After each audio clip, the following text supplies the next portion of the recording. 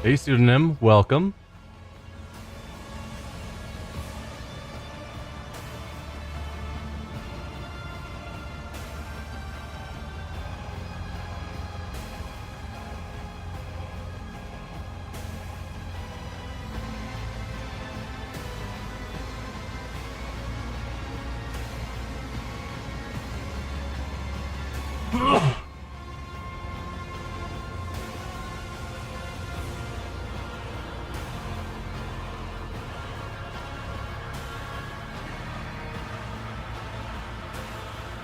Hey, thanks for the resubscription. Oh, that was 6 days ago. Ha! Well, thank you anyway.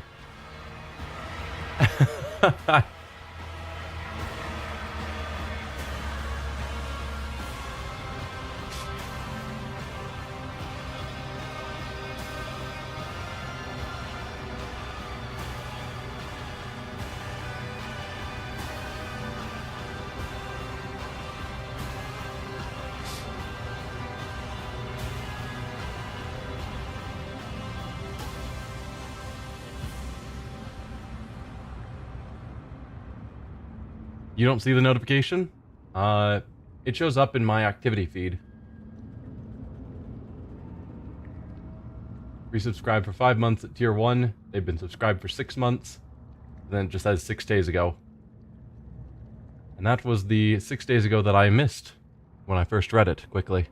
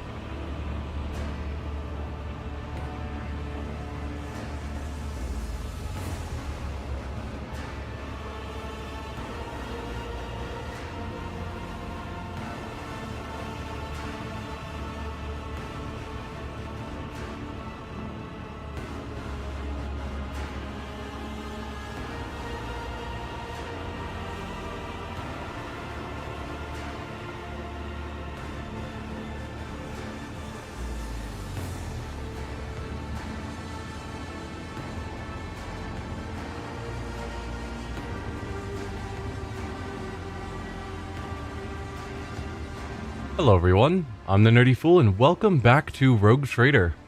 We are basically at the end of this section of the game, I think, where we've been stuck in Cruderek, the Drukhari home city. Hello, bloodthirsty experiments. I don't recall you standing there last time. Oh right, no. We're in their lab, and we got to here where I saw these guys and thought, oh, that's probably going to be a fight, because we had worked our way through most of this area exploring. It was pointed out that I'd missed this side, and coming here I saw this and thought it was going to be a fight, so we stopped the stream. That's where we're at. Yeah, let's step forward and start this fight. I won't tolerate weakness. Die, human scum! You dare oppose us? I do dare oppose you. So you guys are experiments, not the Drukhari.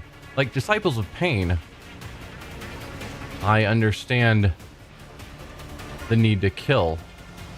But you guys, I assume, are her people. just experimented on. Yeah, Children of Asurion.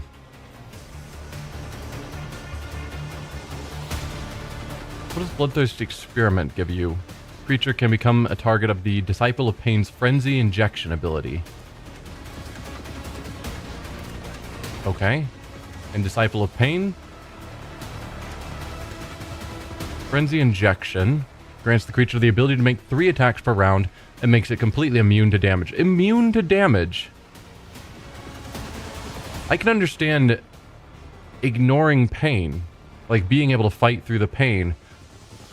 But if I light you on fire, how does an injection make you immune to damage? Just by becoming frenzied.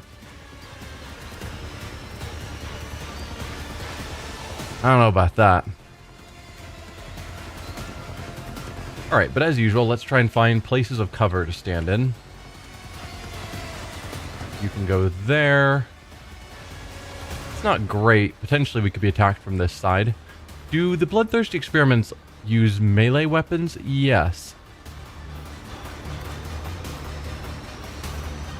And what about Disciple of Pain? You guys are ranged either.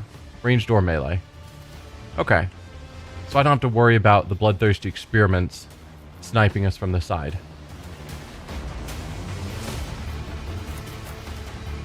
Alright, let's put Irliet somewhere that she'll be able to stand for most of the fight. Yeah, that'll probably be fine. Then ourself.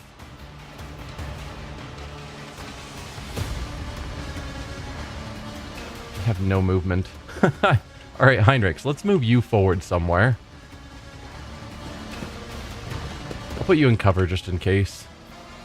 And then we'll stand in this half cover, which isn't great, but it's fine. It'll give us good view of the battlefield. Pascal.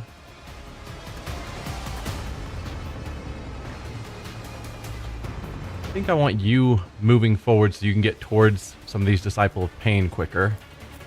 And same with you, Ulfar.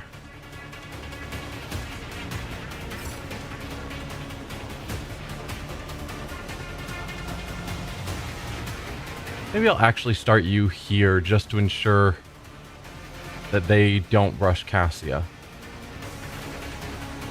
Or at least dissuade them from rushing Cassia. Yeah. I think that's a good start. So bring it down on Ignatius, as always. Best way to start these fights. Minor lighting of ourselves on fire. Nothing I can't do.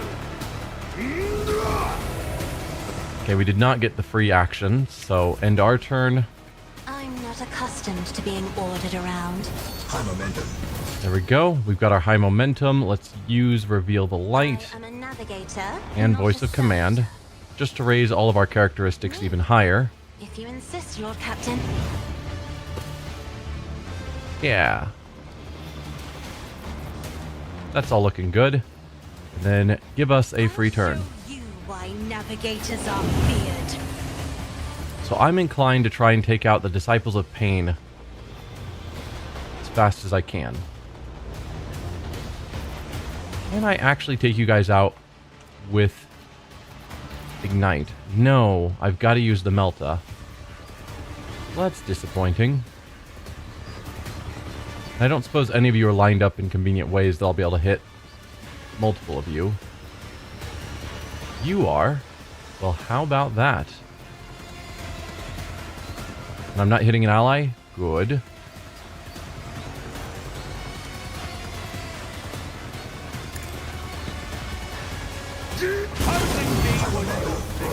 Perfect. We're back to high momentum. We've got another Disciple of Pain here. And then a few more here. No, you're... Hang on. You're a Disciple of Pain.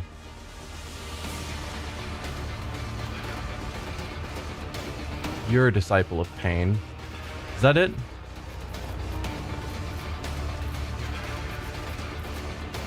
Yeah, we've got 2 Disciples of Pain left. Perfect.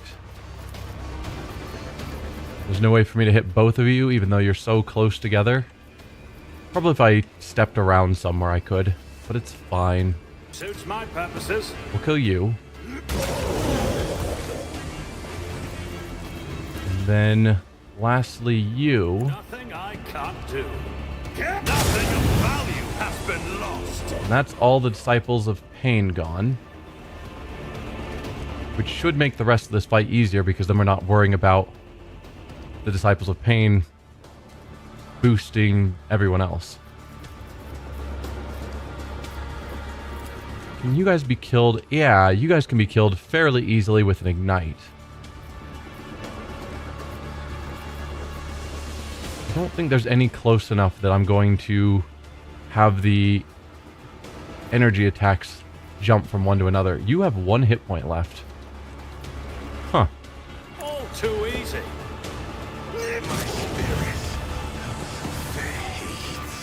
Alright, run and gun.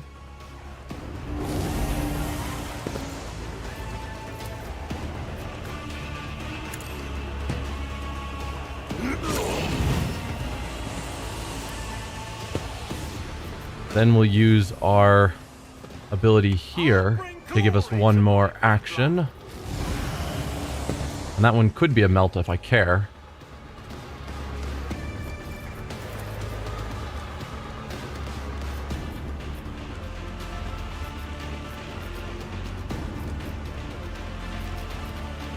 Yeah, we'll just get rid of you.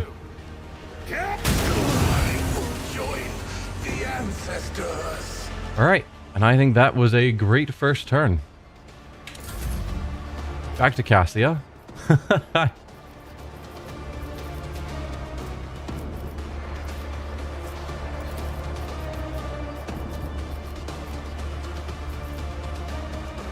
she can hit 2 of them at a time. If I may. Start with those 2. Should kill that one, and it did. Oh, I didn't even see this one.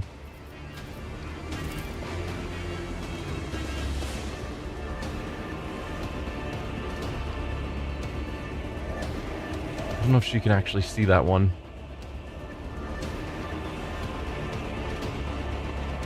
If I moved her somewhere...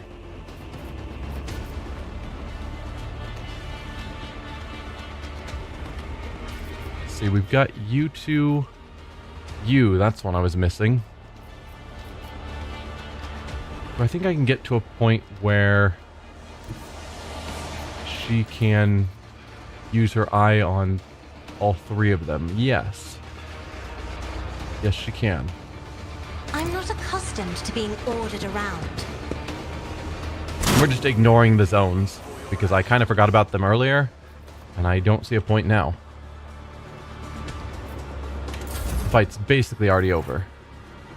Iliad, who do you have shots on? Everyone. Perfect.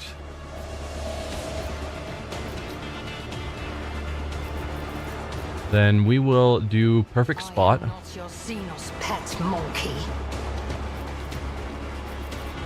They're all rating 2, so they don't really matter. But you have the most health, so we'll have her focus on you. You don't have cover, so I don't need to worry about that. I understand your intent.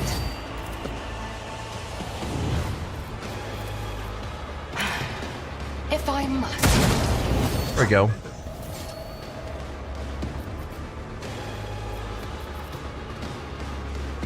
I could have her take shots on the other 2. Or 2 of the other 3.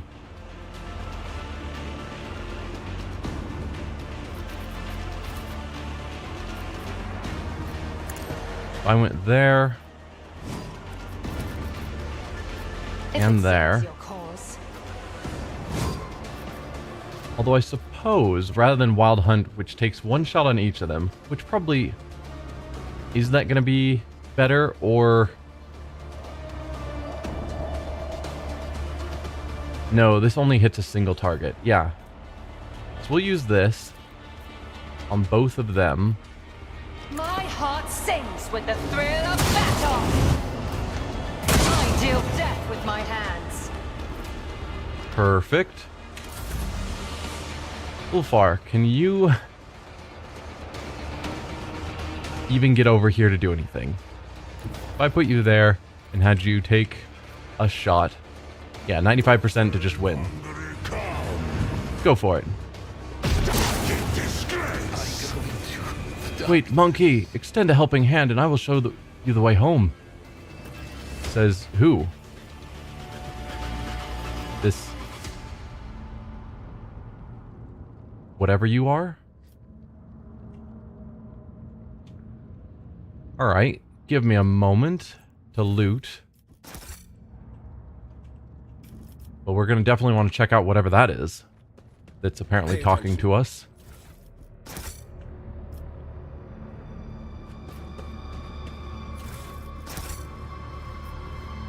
Got a Lord Xenos there.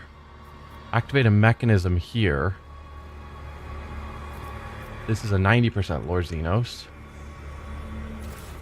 I'm going to grab all the loot first.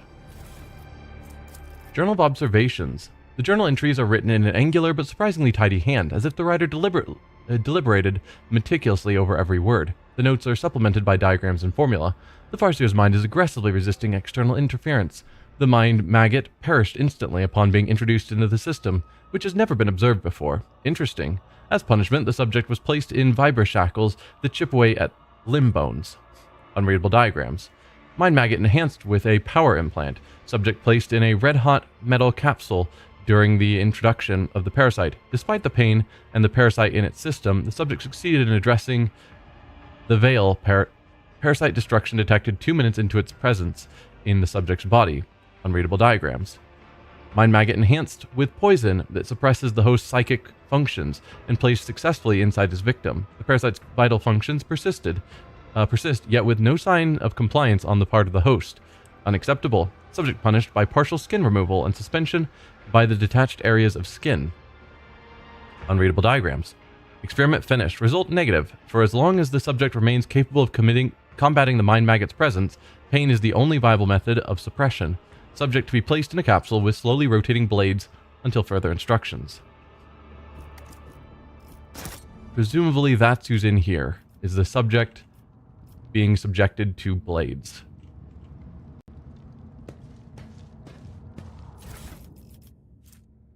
Webwave resonance device, a mysterious tool required to open a webway gate.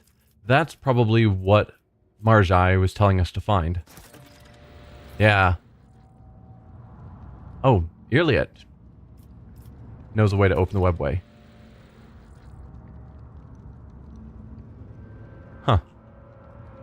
I thought that was Marjai who told us to find an object and he would be able to open it. Take heed, rogue trader. Oh, did we spot a trap? Oh, way over there. Okay. Assault Cloak. After the wearer performs melee area attack, they gain 5% dodge reduction and parry reduction for each target affected by the attack for the next melee attack.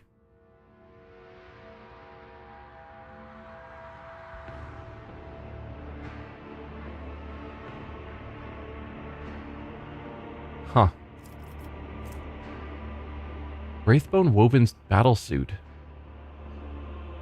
It's for Drukari, which means Irliet could wear it since I think we finally got her that ability. How's it compare? It kills your dodge and restores 0 wounds each round. What is that 0 coming from? Toughness bonus. Okay, so maybe that's good for Marjai, but certainly not good for Irliet.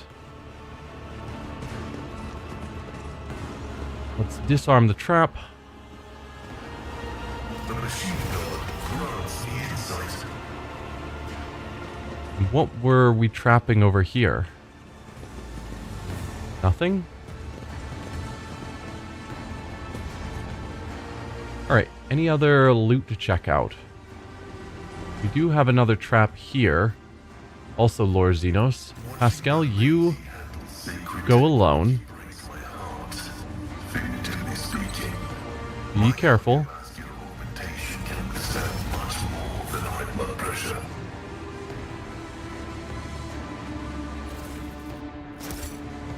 Alright, is that all the loot in the area? It is. I think we will talk to the strange capsule first before we interact with the various other... Well, I guess we can just look at this. But before we interact with the various other machines, laboratory is crammed with mechanisms and devices unknown to you, the sight of which makes you sick. Yeah. There's several lore xenos things we can activate. First, here. We'll toss down a quick save just in case. Because whoever is trying to talk to us, I want us to successfully be able to help them. This explorator is blessed with multifunctionality. The strange capsule emits a barely perceptible buzz. Its thick walls barely contain the sound coming from within, the sound of a living and tormented creature. Alright, well, the cables we can't follow.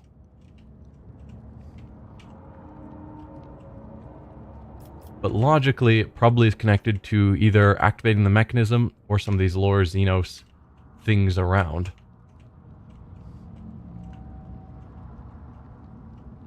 Was it just the two? I'll lay claim to the I stars. thought there was another one somewhere. No? Alright.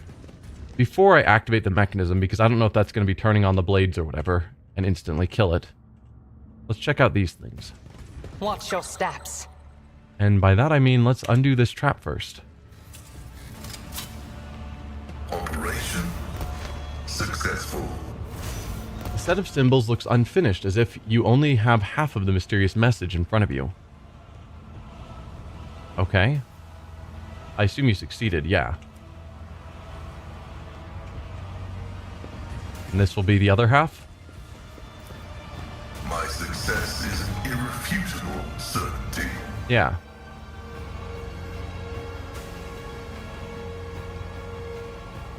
You can heal your team's traumas with skin patches. I tried that several times unsuccessfully, so I kind of just gave up on it. So it could be that I just kept rolling poorly on the check. But I went through like 5 skin patches without successfully restoring a single trauma and gave up. Granted, we have tons of skin patches, so maybe I don't need to worry about saving them or anything. We go to our consumables. Yeah, we've got 7 skin patches. Who has our best Medicaid at this point? 50, 45, 100. It's probably going to be Pascal. Yeah. So if we give Pascal... Injuries and traumas are different things. Right. Well, I thought we were trying to heal the... Oh, I was restoring the traumas. Or trying to restore the traumas. Yeah, you're right. We can go with trying to heal the injuries that we have on us. Data meditation is terminated. I stand in recognition. Yeah, see, another failure there. Initiating bioreformation protocol. Thank you. Now, where were we? Right, you said you can heal traumas. I'm dumb. Okay. Integrity factor Well- increased. Okay, so we did manage to heal one of his own traumas. I feel like I tried it on both back in the day Down is premature. and was unsuccessful, but okay. You have offered me another chance. Injuries need normal med kits. Well, we've got lots of those too. I feel like I went through and tried this and it just completely failed, so I gave up and was waiting until we got back to our ship. But Initiating bioreformation. seems like you are absolutely correct and I can just heal it all. Back into the fray. Well, that feels pretty good because the constant injuries and whatnot are a problem. So I think we've done everything here besides activate the mechanism. I'm worried it's just going to turn on the blades that they mentioned are in there with that guy. but I guess we shall see. Somewhere an unseen mechanism whirs to life. Okay, activate this mechanism now.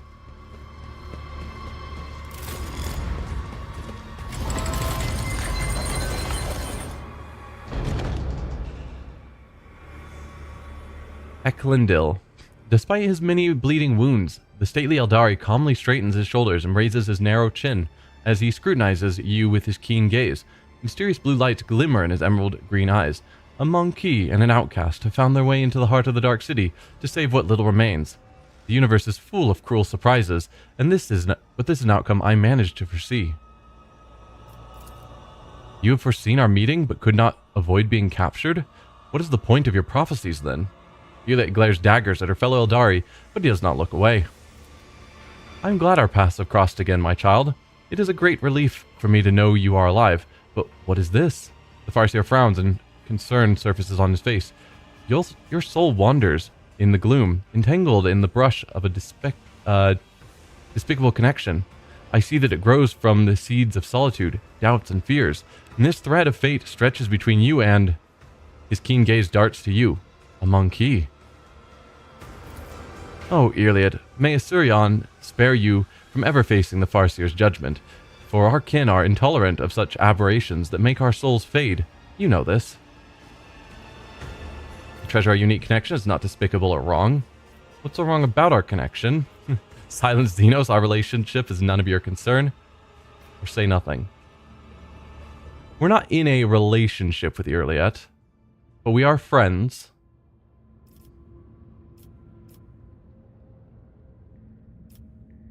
I like one of, I treasure it, but I'm also curious what is so wrong about our connection, from his perspective. The Farseer opens his mouth to respond, but Iliad cuts him off. We are not here to discuss our complicated ties, Elentok. I have come for answers, and I will have them. Alright, that is totally fair. Perhaps we ought to start by introducing ourselves. Lord Xenos succeeded, make an Eldari greeting gesture with your hands. Interesting. That might get me on more positive terms. There were other Farseers besides you in the spire. You said you would help us find our way home. What did you mean? Or the Farseers at your disposal. Let's start by making the Eldari greeting gesture with your hands. You have got yourself a most amusing monkey to keep you company, Iliad. He understands our language and even knows a thing or two about customary greetings. Not that any of it makes him a worthy companion for you to have on your path. It is the Elentok who keeps me at his side. Were it not for him, my soul would have long left this body, or else I would have been devoured by a minion of She Who Thirsts, and I would never have learned the truth of what happened to Cruderak. Perhaps we ought to start by introducing ourselves. Of course, Elentok, one forgets one's good manners all too easily in the Dark City. Iliad can barely contain her fury as she gestures towards her fellow Eldari. Standing before you is Eklundil Maresh, who walks the path of the Farseer. He is the all-seeing eye and timeless sentinel of Cruderak. He was, that is. Either way, a monkey's name is not the kind of thing he would be particularly interested in case you were expecting me to introduce you in turn. He will forget your name as serenely as one forgets a troubled dream in the morning. Elentok. Now that is a word I've not heard in years. The Farseer does not even look in your direction. She probably told us what Elentok means. I don't recall exactly what it was. Oh well. Probably something like captain or leader or friend. Probably not friend. She gave it to us way too early. I don't know. There were other Farseers besides you in the spire. Between the homunculus tortures, I was able to glance inside my kin's desperate minds. I saw every soul that was extinguished in this spire. I sang a lament for every brother and sister sacrificed by the Dark Ones. I carry their memory in my heart, and if I get out of here alive, their names will not be forgotten. Your senses fail you, Eklundil. Many died, but not all. Iliad turns around and sharply and points to the game board containing the Farseer's soul. I was unable to save her, but you could have tried. The Eldari recoils as he looks at the bloodied game board. What is this? Explain yourself, monkey. What in all the gods' names made you decide to torture one of my sisters? Are you aware that a Farseer's soul is imprisoned in this object, and that your every touch causes unspeakable pain to her immortal soul? I mean, I didn't do this. I carried it with me in the hopes that there could be something done later, rather than just smashing it where it was. Can you really help her? It's my trophy. Do not even think about taking it from me. No. I did what I could to save the Farseer's soul, but I could only do so much. Or I'm not interested in your approval, Xenos. Yeah, I did what I could to save her. The Eldari's expression is inscrutable, but he struggles to speak. You have set me free, and I'm grateful for the rescue, but what you are doing is wrong. I can feel my sister's tortured soul. Free my sister's tortured soul if you let me, monkey. I'm asking you for one more favor. No more favors, Xenos. Let's change the subject. Then do it. Lay to rest the wretched soul imprisoned in this object. Yeah, we didn't really care for the object. It was an equipable item that didn't seem that impressive, from what I recall. Yulette blinks in surprise. In her eyes, there's a faint and fleeting trace of softness and gratitude. Really? I must confess I have set little store by your species in the past. Perhaps in some regards, I was wrong to do so. I would say that we are uniquely different than most other humans, because we have the freedom as a rogue trader to make our own decisions that aren't necessarily kill all Xenos. So when I find a Xenos that's not directly out to kill all humans, I don't feel as needed to murder all of them on sight. Yeah, imprison Farseer's soul. I think it had something about it before, but we can't see it now. It's just a lost item. The Xenos nods in gratitude, finds a spirit stone on one of the homunculus's desks, and chants a few unfamiliar words, which your elucidator does not catch. Dark blood pours out of the game board in the Eldari's hands, but as soon as he finishes his chant, a warm glow suffuses the stone he is holding. It is done. You said you would help us find our way home. What did you mean? The countless hours I spent in the homunculus's cage were not all spent in the throes of agony. I listened, I observed, I absorbed, and I soon learned that an age-old gate built by our ancestors is hidden in the heart of the spire. A webway gate connected to the world outside. I can unseal it and forge our path to salvation. I can help you make your way out of the Dark City and leave this place behind, but you must take me to the gate. My mind is still firm, and my spirit is unbreakable. My body, on the other hand, will not soon forget pain's embrace. What is the point of your questions, Alantok? I can guide you to the gate myself, but not before Eklundil Maresh, who walks the path of the Farseer, the all-seeing eye, and the timeless sentinel of Krudarek, pours the light of truth into the bottomless well of my fear and doubt. The Farseer is at your disposal, Yulette. I feared this moment would never come. Yulette takes a deep breath and looks into the Farseer's eyes. Look at me, Eklundil, and tell me what adversity befell our home. As a council member, you cannot possibly be unaware of the truth, and Eklundil, do not even consider hiding anything from me. Sometimes ignorance truly is bliss, my child, but I cannot deny you your right to know the truth. The Farseer tosses back his head, and his voice sounds like rolling thunder. When we found ourselves amid the stars in this stellar fabric, we encountered a monkey ship, a ship much too puny to take on an Asuryani world, or so we thought, until the council was struck with a vision of horror to come. This ship would be our doom, not only for us on Krudarek, but for all Eldari kind among the nearby stars, and even for those whose paths stretched far beyond the stars.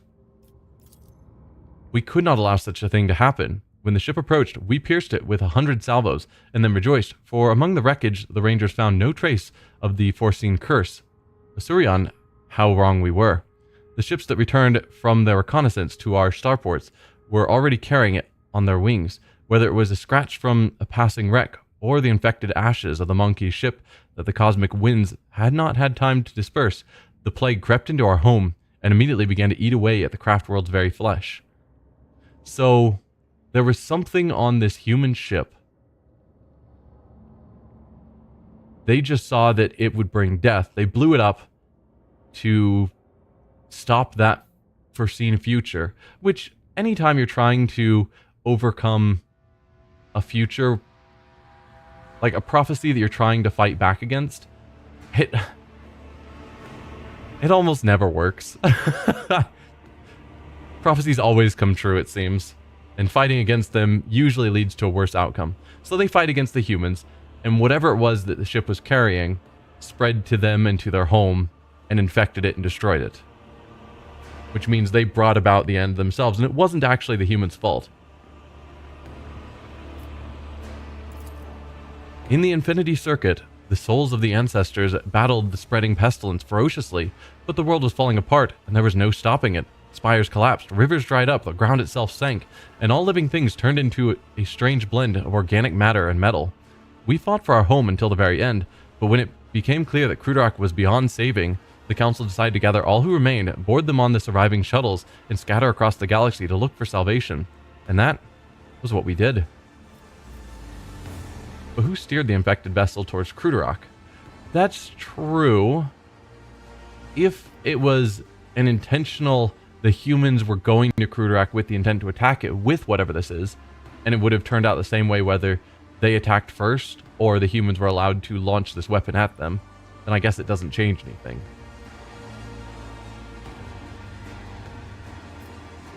Yeah, who steered the infected vessel towards Krudark?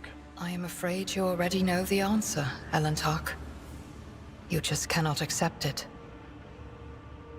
Your predecessor, she who previously owned this vessel and your entire protectorate. The monkey who kept a piece of my homeworld in her study, like a trifle or trophy of no great significance. It looks at you with a mixture of sorrow and sympathy. I don't know if I agree with that. She has a piece of their homeworld, yes, but they said they blew up the ship and made sure there was nothing left of it. Let's see. Pierced it with 100 salvos and then rejoiced, for among the wreckage the Rangers found no trace of the foreseen curse. I guess we don't know how damaged it was. It was just pierced it with 100 salvos, and then they referred to it as a wreckage. So it's like, obviously it's not our current ship, because it would take a lot. They would have killed any humans they found and made sure the ship was thoroughly a wreck, as he calls it. So our ship, which has the piece of Krudark, is a different ship. And that means that the piece of Krudark got to our ship from somewhere else, which means as a rogue trader, she could have picked it up anywhere from whatever ship actually did this. The assumption that she herself was part of that crew that went to their homeworld and got blown up makes no sense to me. So it was your cursed kind. Eklundil's eyes light with golden radiance. I don't think so. It doesn't make sense. Wait, Eklundil. Shedding innocent blood will not bring our home back. The Elentark is guilty only of helping me to reach this place and free you. The blood of the executioner of our people flows through the veins of the one you long to save. What has the monkey done to deserve your mercy? The golden sparks slowly die away, and the Farseer wearily closes his eyes. That's so weird that they're just going with this. Who steered the infected vessel? And she's just saying, oh, it had to be Theodora because she had a piece of the homeworld. And it's like, but then she'd be dead because they shot and destroyed that ship. So clearly it's not Theodora. Like, she's the last person you would assume. Because unless they destroyed the ship but still left it alive enough that it could limp away, grab a piece of their home, and escape and then be mended, that makes zero sense to me. There's a few lines that have happened in this game where I'm just like, everyone just says something and accepts it as true, and I'm like, but it doesn't make sense. Can you give me a better reason? You said the disease broke out aboard the ship. You want to know how your kinspeople destroyed my world, so you can follow their example? Answer the question, Eklundil. Not for the monkey's amusement, but for the sake of those whose souls dissolved in infinity. At first, we thought the monkey were in the service of the greatest enemy of our kind, the one who lurks beyond the edge of reality. But the world's affliction manifested itself differently. It distorted Krudark while avoiding encounters with the souls of our ancestors. We were waiting for the Silanthresh, the destroyer of souls, to burst her way in through the gaping wounds of the world, yet her gaze was directed away from our suffering. No one ever managed to identify the nature of the curse, even as we watched it destroy our home. And so, having lost all hope of saving it, we fled. Hey, North American Slacker, thanks for following. If your kin fled Krudark, how did you end up here? Our twisted cousins found our arks in the void's cold embrace. At first, it seemed they were going to save us, to extend a helping hand, and so we told them what happened to Krudorak and where to look for it. But our cousins' souls are dark and thirst for blood. My ark was one of the first they seized. The Drukhari massacred hundreds of thousands of their own kind for fleeting pleasure's sake, and enslaved the Farseers from their cursed experiments, and that monkey was how I ended up hanging in this cage. Is Krudorak completely destroyed? That is hard to believe. The Arbanian took care of what remained, and that is none of your concern, monkey. Hello. Ilya is silent for a while, and then says coldly, but Eklundil, how did Krudorak end up in the Expanse, this close to monkey ships and the Dark One's hunting grounds? Also a good question. That was a path chosen by the Council, my child. It had charted Krudorak's course among the stars for years, and no one had an inkling of the terrible fate that would await us in the place that promised us salvation. No one knew. The Farseer looks away for a mere second, but an itching sensation immediately burrows its way into the base of your skull. Something is wrong here. Yeah. They have Farseers. They're supposed to have a path that leads them to salvation. Surely they should have seen this coming before. Because they make it seem like they had a vision as the ship showed up that it was going to be their destruction. But it's like, shouldn't they have seen ahead of time that destruction was coming and not gone to that location? Something is wrong here, I agree with. Had this game in my library but not played, so I figured I'd check it out. Yeah, game's been great. I'm pretty late into chapter 3 out of, I think, 5 chapters. So some things probably won't make sense because you're coming into the middle to late part of the game. But feel free to ask questions and I'll tell you what I think or how things are playing. The paths I have walked have taught me a great deal. To see the truth where it is concealed, and not to hesitate to cut off the head of a lying snake that tries to coil around my heart. Aliet stares unblinkingly at her fellow Eldari, fury gleaming in her eyes. If the entire Farseer Council failed to foresee their world's doom, then everything the children of Asurion have been taught about paths for centuries is a lie. You are hiding something, Eklundil. Speak. Speak now. How dare you take that tone with me, outcast? I'm not obliged to justify myself before you, let alone protest my innocence. I mean, he's clearly lying.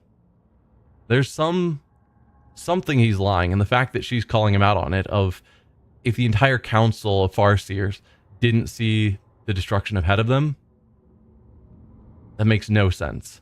Like, that's their whole point. We freed you from the homunculus' torture chamber, Eklundil, and this is the thanks we get. Persuasion check. Coercion, also 100% chance to succeed. If you wish to leave this place alive, you would do well to start talking.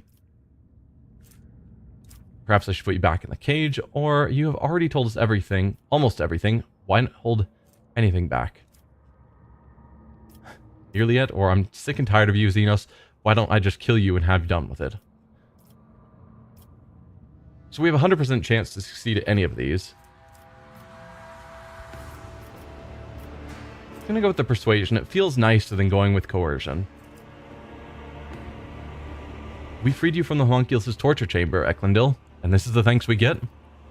The Farseer's emerald green eyes are filled with despair. We had been steering Krudorak along a course prophesied by the stars themselves until Shael's tumultuous currents cast us to the edge of the Great Wound. A storm was coming, threatening to sweep Krudorak away from its path, and so the council decided on a route to safety, across the nearest islet of hope and into the place known among the Monkey as the Koronus Expanse. We stood by our decision, but there came a point where the prophecies became ever darker and more unsettling. Someone proposed altering the course, but the closing grip of raging Shael was blocking our path on all sides. It was then that the council's opinion was split. My vote was the deciding one in that difficult debate, for I believed that the prophecy that had promised us salvation in the Expanse could not have been a lie. You already know what happened next. The Farseer closes his eyes and turns away, unwilling to meet Iliet's gaze. So, the Great Wound, which is one of the areas where the Imperium has leaked out into, or torn its way out into space, where chaos is disrupting things. It also really messes with humans' travel, so I'm not surprised that they're having trouble with it, and it probably does affect their ability to have accurate prophecies the closer they get to it. So it makes sense. They had a prophecy that said they would find safety in the Koronus Expanse, but then they found themselves too close to chaos to where they couldn't get accurate prophecies and getting blocked in, and they were just trying to make the best of a bad situation. Okay. That makes more sense than the fact that everything was going fine, their prophecies were great, and then suddenly humans showed up and attacked, or showed up and killed them with no forewarning. Hey Zenzu, welcome. Yeah, and he's trying to hide the fact that he was the deciding vote that led to the bad outcome. Okay. Elite looks lost, so we were doomed. I should have stayed on Crudorak. I could have tried to help those who survived the disaster. If only I had not chosen that accursed path and left the craft world, I could have at least tried to save someone. I mean, ultimately, if Crudorak was doomed, regardless, which maybe it was, all they have is that a prophecy that there was supposed to be, how did they phrase it?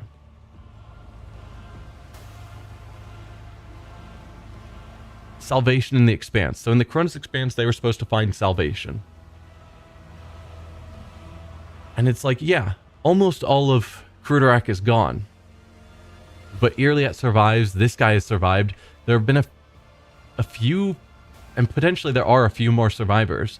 And if I continue to protect them, because so far they're not attacking humans, they could actually eventually, given time, rebuild and find salvation here in the Koronus Expanse. Yeah, there was a ton of death and destruction along the way, but potentially that prophecy could still come true. But Irliet dying on Crudorak would not have helped that at all. You abandoned Crudorak when it needed you, and now everyone you know is dead. What did you think was going to happen? That is super harsh. You are not to blame for the demise of your world. Subverting fate is beyond your power. There's some truth to that. Was it not the Farseers who made a bad decision? What difference would it have made if you had been on Crudorak? Could go with that too. I would prefer this being phrased more along the lines of, it was the Farseers who made the bad decision. What difference would it have made for you to die on Crudorak? Because essentially that's what it would have been. The chances of her staying on Crudorak and making a significant enough change and surviving herself seems very limited. But that's not how it's phrased. It's just saying that you're basically powerless, which I don't like. You're not to blame for the demise of your world. Subverting fate is beyond your power. Eli's mouth twists in displeasure. The Farseers, it was not beyond their power. They led Crudorak to prosperity for years, only to become too blind to what was going on around them. Had they not followed the prophecy as the old customs required, had they changed course instead, Crudorak might still be whole. Then it's your duty to avenge them and punish those responsible. There is a Farseer right in front of you. No. I think the best for her people, if she wants to help her people, is protecting all of them that she finds. Like, yeah, he made a mistake, but killing him isn't going to bring back the rest of them. And hopefully he's learned from his mistakes. There's no bringing back the past, but you can try to change your people's future. See, I like that one. Want no part in this? Handle the problem yourself? Or, any way you look at it, you're as much to blame as the Farseers. No. There's no bringing back the past. You can try to change your people's future. Irliet stays silent for a long time, peering into the face of the Farseer standing across from her. Calm and collected, he looks prepared to meet his fate. Finally, Irliet replies, "We're both guilty, and both deserve a fate much more terrible than death. However, it is too early for us to leave this world before we have atoned for our guilt." Come with me, Eklundil. We have a lot to do before the Great Oblivion. We will find our brothers and sisters and protect them from those who seek to harm them. Perhaps we may even find a new home. Your words are like a healing melody flowing into my tormented soul. For the first time, a slight smile graces the Farseer's lips. I accept your proposal, my child.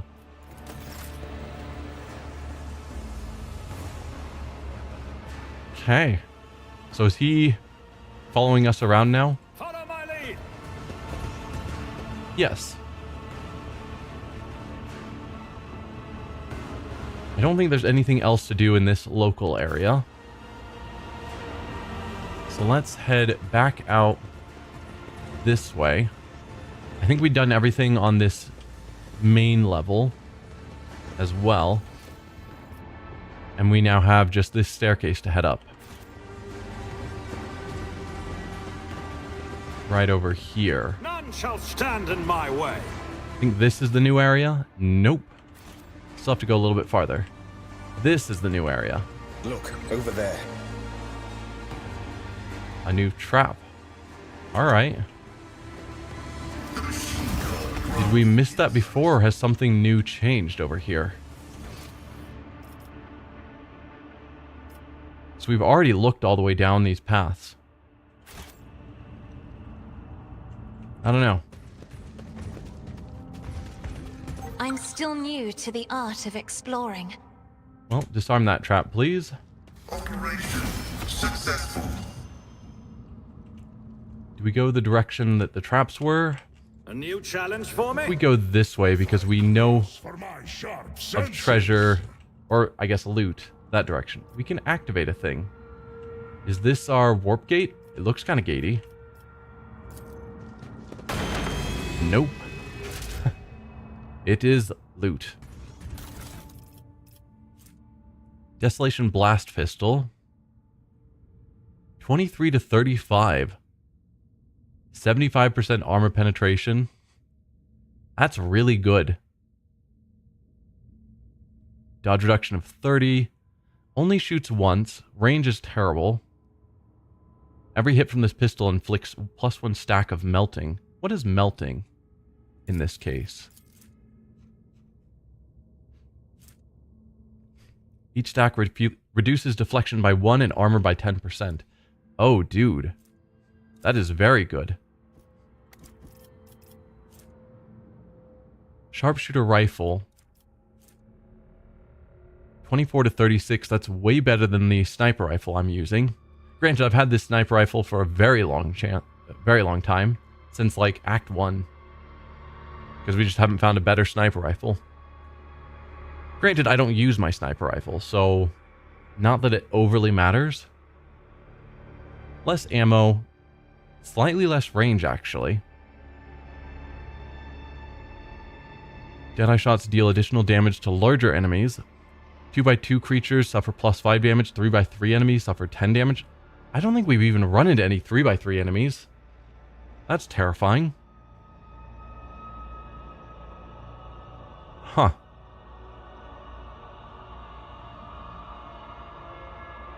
Possibly Irliet could use that. Might be better than her sniper rifle. Let's check. So if we go to you... She can't use this because it's not a Drukhari weapon.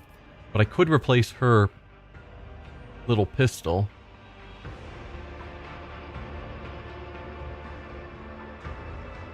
Granted... Oh, this does count as a pistol. Based on the name. So... Whenever an enemy gets too close, that might be a reasonable thing to switch to. 30 to 45. Yeah, so her sniper rifle is still way better. But if someone gets close, this might be a decent choice instead. 3x3 enemies? Yeah, so... In general, when we get into combat, everyone takes up a single square. Ulfar here is a new character we recently got, who is giant, and so he takes up 2 squares by 2 squares. The game plays out on a grid, like actual combats. So we've seen a few larger enemies that also take up a 2x2 square on the grid, but I have not yet seen any enemies that take up 3 squares by 3 squares. It's about time. So that's hinting at bigger, scarier enemies in the future.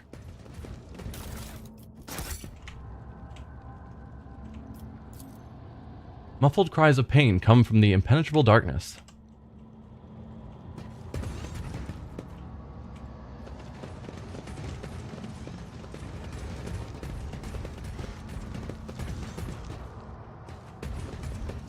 Alright, Medicaid test.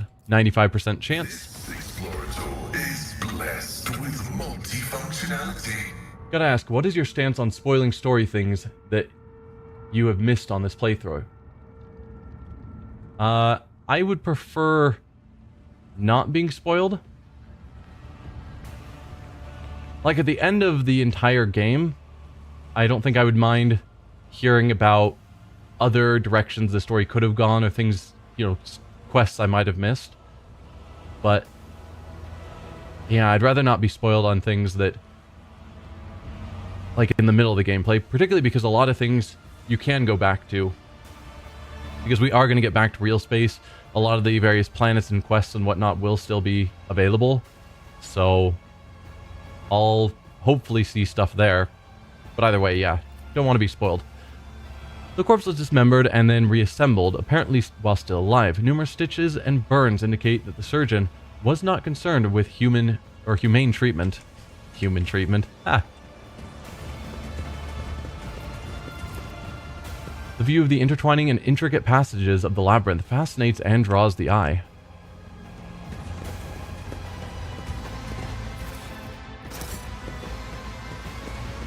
I won't tolerate weakness. Searching is my observance. My success is an irrefutable certainty. Okay, this is definitely taking us somewhere. Looks like an elevator, I'm guessing. Yep.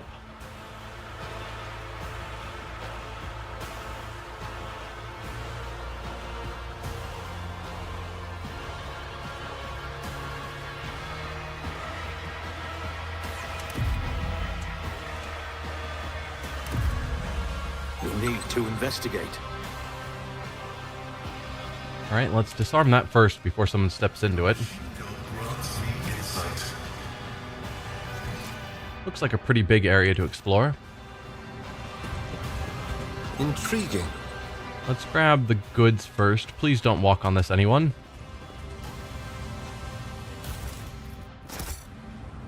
Alright, Pascal. Send you around. And, oh dear. Just saw that giant crowd. Cabalites, witches, Pecatrix? Is that a name or is that a rank? Part of me thinks that was a name and we've met them before, because it sounds familiar. This explorator is blessed with multifunctionality. In front of you is part of a xenos device that controls the traps in this deadly place. So we can't... Oh, we can disarm it. Perfect. Auspex has detected something.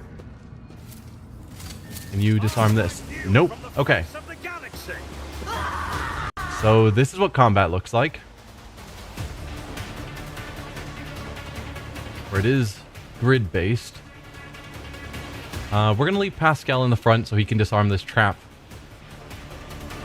But no one else can go through there until that's been disarmed. Put some of my ranged characters in cover. I'll just go half cover there. Put Irliet in full cover here.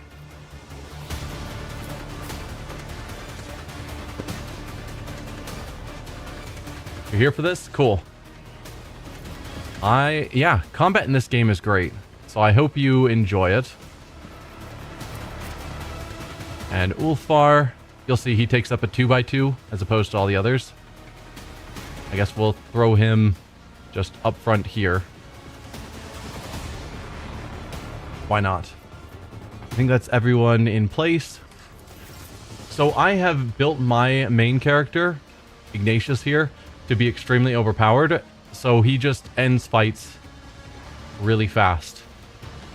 So what you see here is not how I think the game was intended for fights to go. And I apologize that you're not going to see a very back and forth difficult fight going on. So first we light ourselves on fire because it makes our psychic abilities stronger. And then I orchestrate flames to make sure that the fire stays on myself. Let's do run and gun so I get more attack actions. Can I hit multiple of them with a single melta? There's a couple that I can hit 2 of.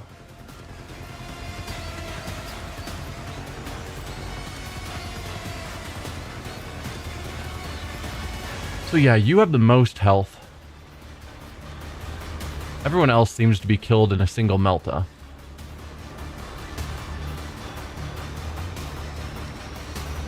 Can't tell on you, but yeah. We'll take out these 2. Nothing I can't do. None shall survive. There we go. And our turn. It's back to Cassia, because she just gave us a free turn. I am a navigator, not a servitor. So that gives us high momentum. I'll use a couple of her abilities to boost Ignatius even farther. Assist, Lord Captain. If I may.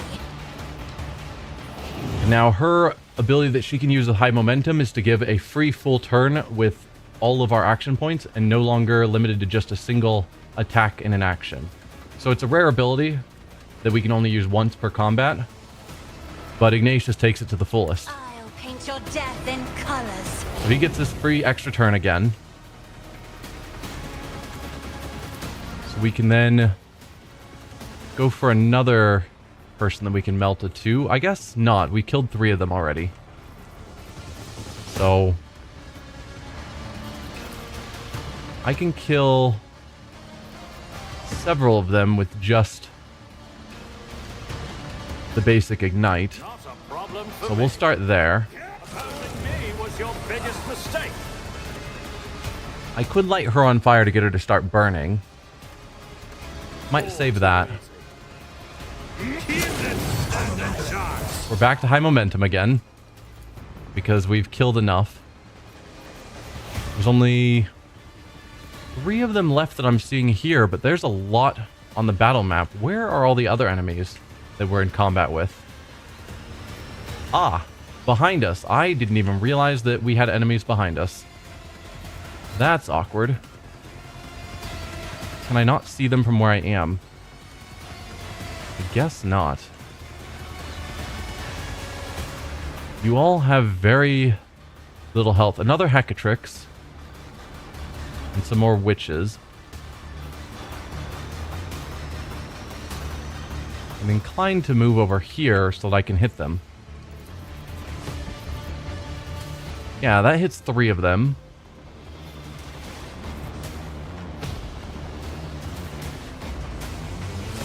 So let's go there. Before my might, filth. Then we'll melt a you 2. Opposing me was your biggest mistake.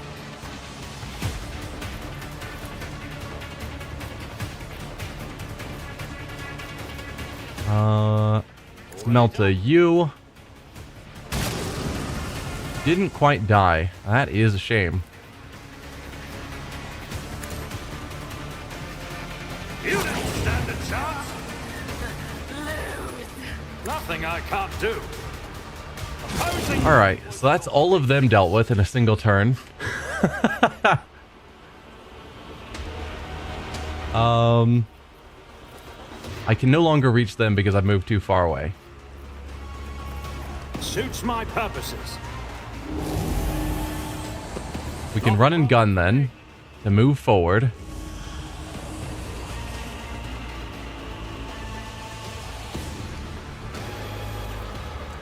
Let's just step forward and see what I can do. I'm not really worried about either of you. I don't think, because you've got, 97 health each. Yeah, I've sort of broken the game with an overpowered build. So you're not getting a accurate view of how combat's supposed to play out. Nothing I can't do.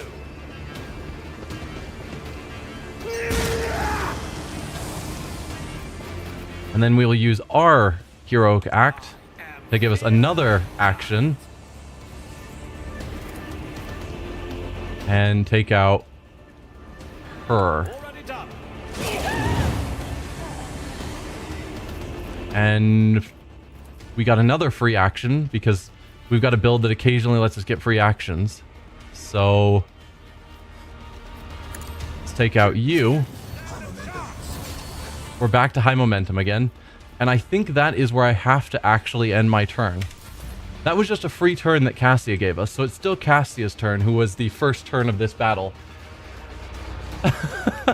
So what can she do now to end this fight? On the first turn of combat. If I put you way up there. Okay, she can't get him with her third eye. She could pull him forward. Isn't this a job for the serfs? Perfect.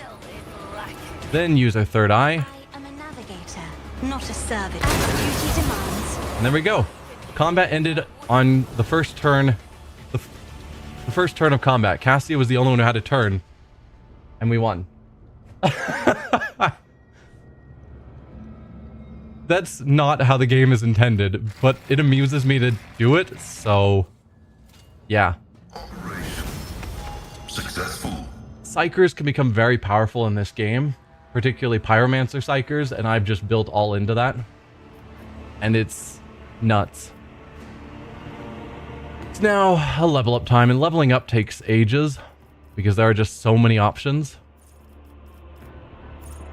Difficulty, I probably should level up the difficulty. I think I'm on normal, and perhaps I should increase it, but the rest of the party isn't that broken. It's just really only my character.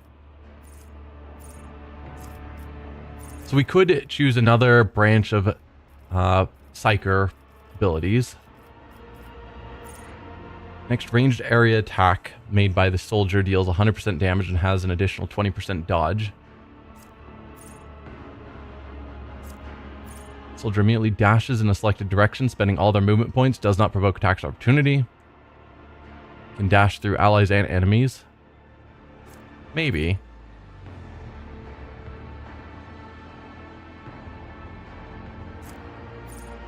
Ultimately, none of these matter because we don't ever use any of our... We don't use our gun. So our soldier abilities that are all about how we use our gun just don't matter anymore.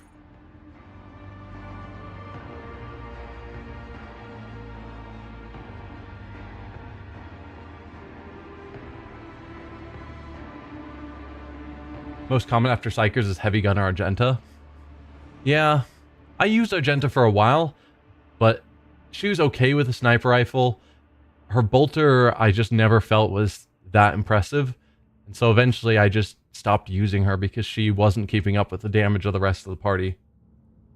And I'm sure part of it is that I didn't make a great build for her.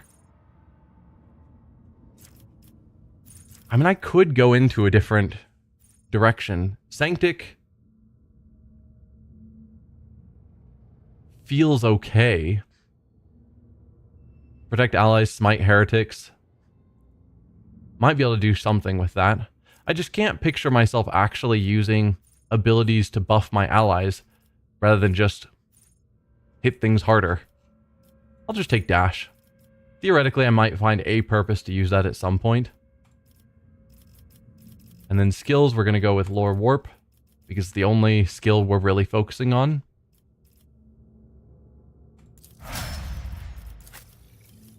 Earliat, you get a skill as a operative, right?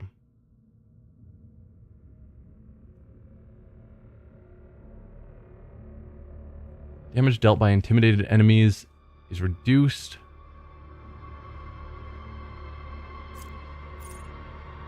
Joint analysis has some value. I'll go joint analysis. And then for you, you've got Lord Xenos as a decent skill, but awareness and demolition are your best. Probably demolition. I don't have anyone else that's focusing on that. We've got a few people with good awareness. Alright, you are also an operative.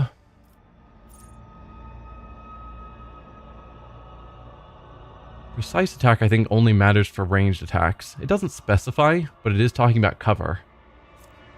Same with perfect spot. So I guess for you, I'll give you intimidation. And you have a lot of skills that are good.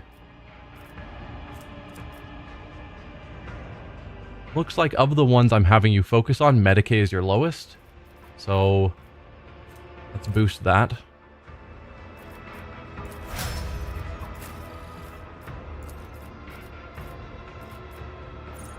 All allies affected by Word of the Emperor gain the Hammer of the Emperor for effect. Next time they deal damage, damage is increased by 22 and then the effect is removed. That's powerful.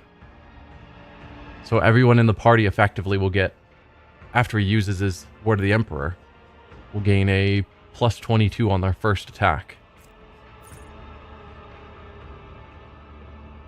Or group heal. Both of those have value. Could I give him another?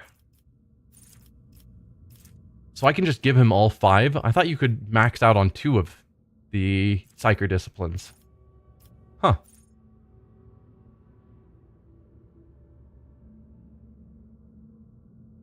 Until the end of combat, all targets within the area suffer a penalty to strength and agility. Interesting, not critical.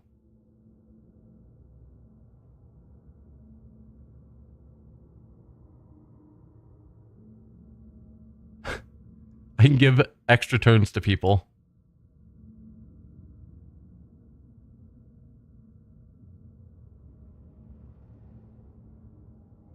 Oh, every action the target makes during this extra turn also triggers this damage.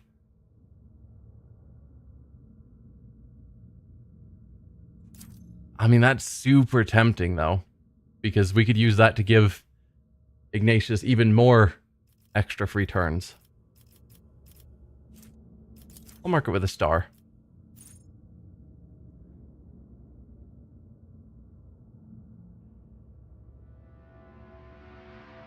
Okay, slash twice in a turn. That's interesting.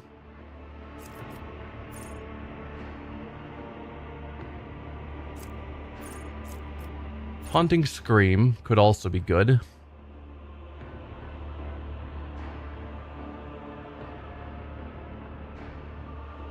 It is a reasonable area that it seems to cover.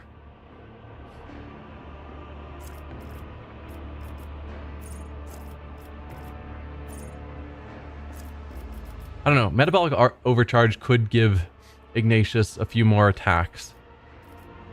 Well, no, it doesn't say that it overcomes the 1 attack per turn. There's nothing about that. So I'd get 1 extra attack. I'm going to go with Hammer of the Emperor. I think that's the safer bet because it helps everyone. And he doesn't have any really great skills, unfortunately. Athletics and Carouse, I think, are the ones that he's the best at. Oh no, I forgot we have Ulfar now. I'm sure Ulfar is better at both of those. Yeah. Are there any skills that no one's working on out of our current party group? My guess is no.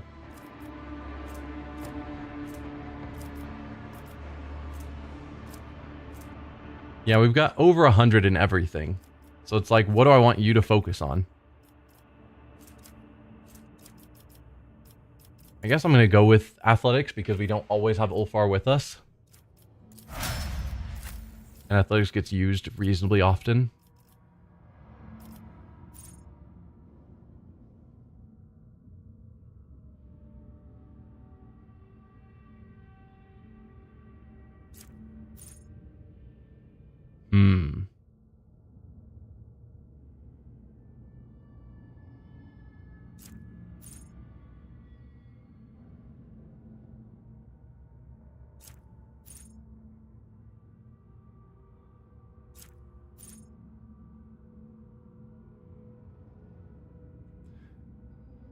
Giving an ally the ability to ignore cover is good.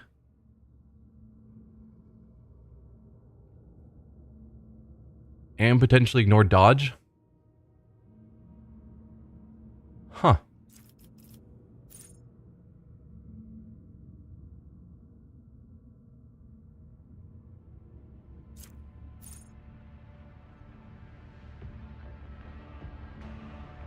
I like held in my gaze, which I'm sure is why I marked it with a star earlier. Decreasing veil degradation could be powerful because Ignatius, on crazy turns, does bring up the veil degradation pretty high.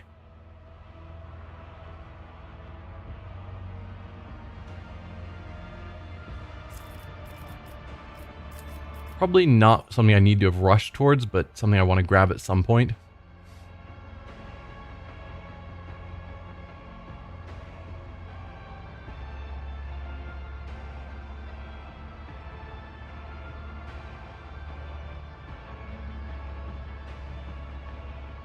So she can just let someone charge?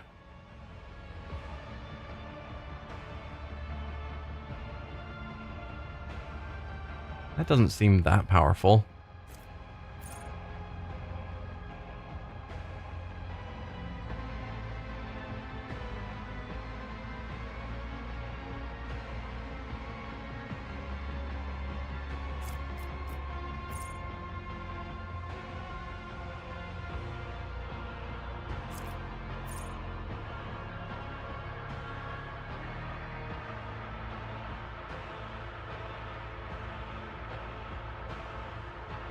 Yeah, I think I'm gonna go with held in my gaze. Yeah. And then skills for her, she has a ton of skills that she's working on. But I think awareness is her lowest of the skills she's focusing on, so we'll raise that one. And lastly, Ulfar.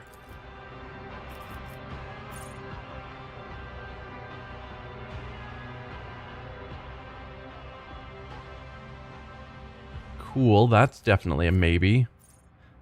I don't care overly much about dash.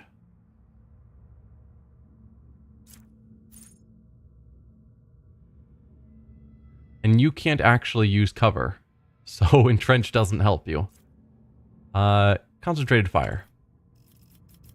And then skill-wise, you are athletics, carouse, and that is it. We'll boost your carouse because your athletics is already much higher. Alright, that didn't take too long.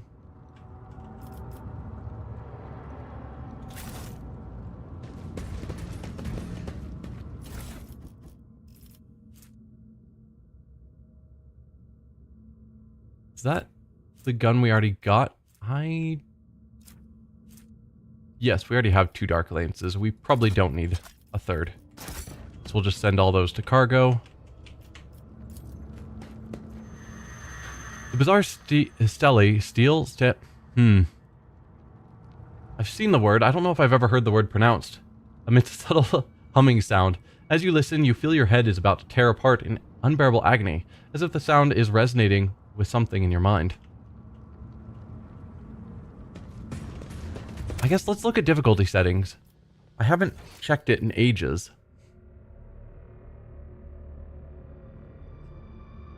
Where would it be? Oh, probably the thing called difficulty. So yeah, I'm on normal difficulty. We could raise it to daring.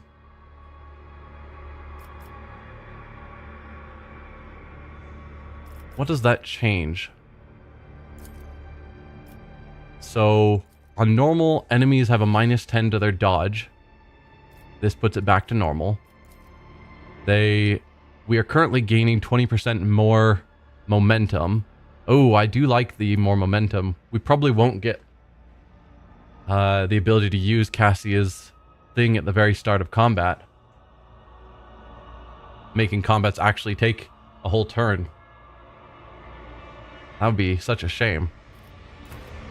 Minimum damage dealt to enemies after reduction is 2 for us. This brings it to 0. Minimum damage dealt to enemies after reduction is 20%. Changes it to 0. NPC characteristic modifier. They currently have a minus 20%. Daring brings it to 0. Looks like everything... I was going to say everything zeros. But that's not true. Down here... Okay.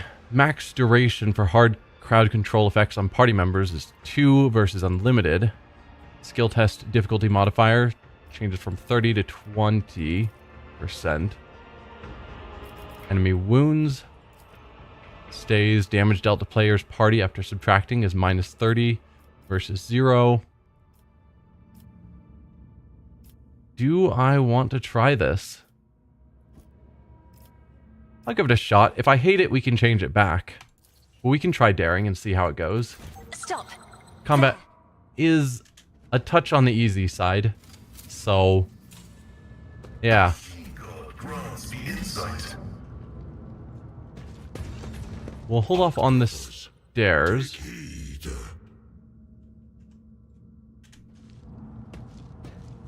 My success is an irrefutable certainty. My warp sight reveals something. More grenades. Let's disable that trap. Operation successful. Nothing else We around. killed the arena's most revered warriors. They should fear us now.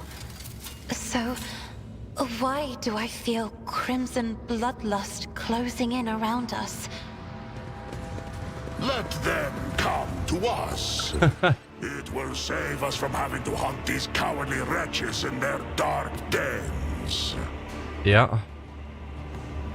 My success is Ultimately, they like bloodshed, so even though we've proven ourselves to be capable, they're going to continue chasing us down anyway.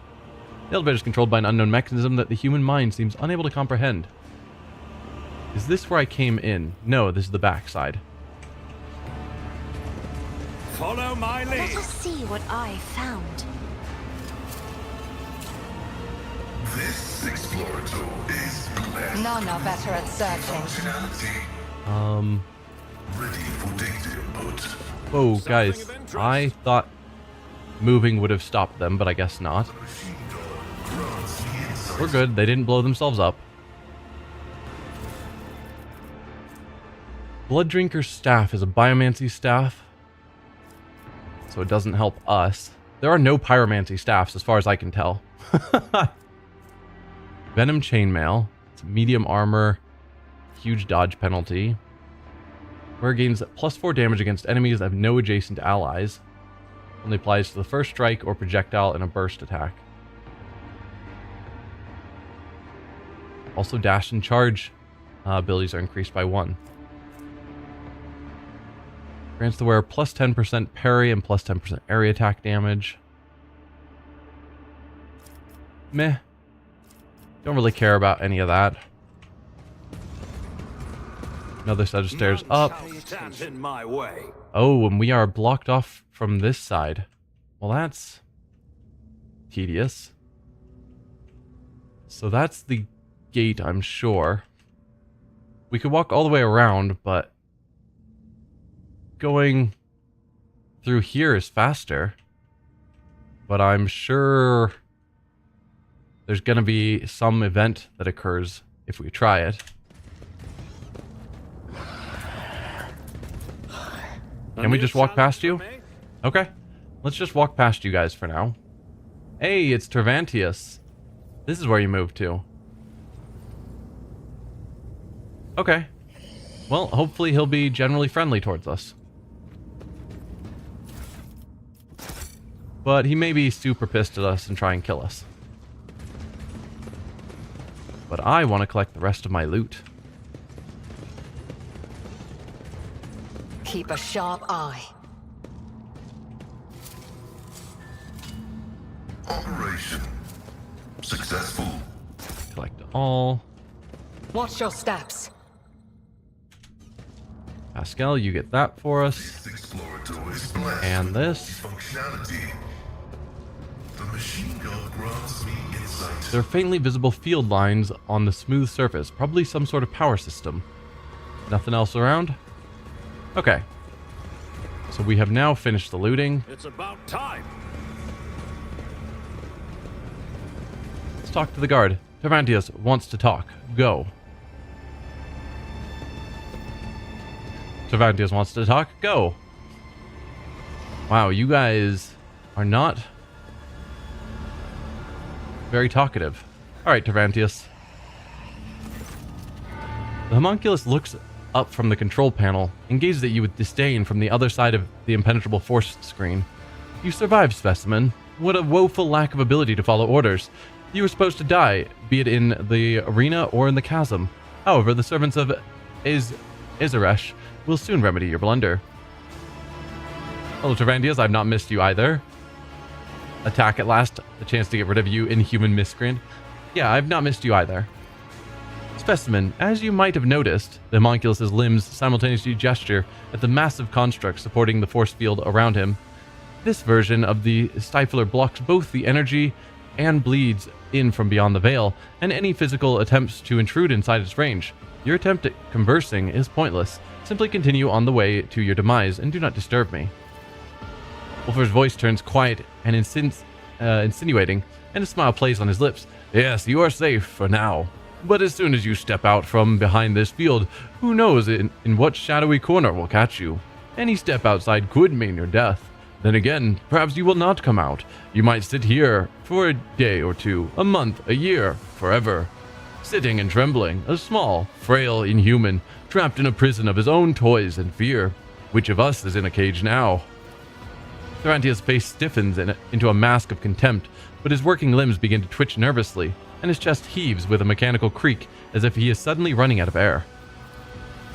Elentok, though your heart may abound with anger, Elliot looks around, the immeasurable torment of powerful farseers pervades this spire.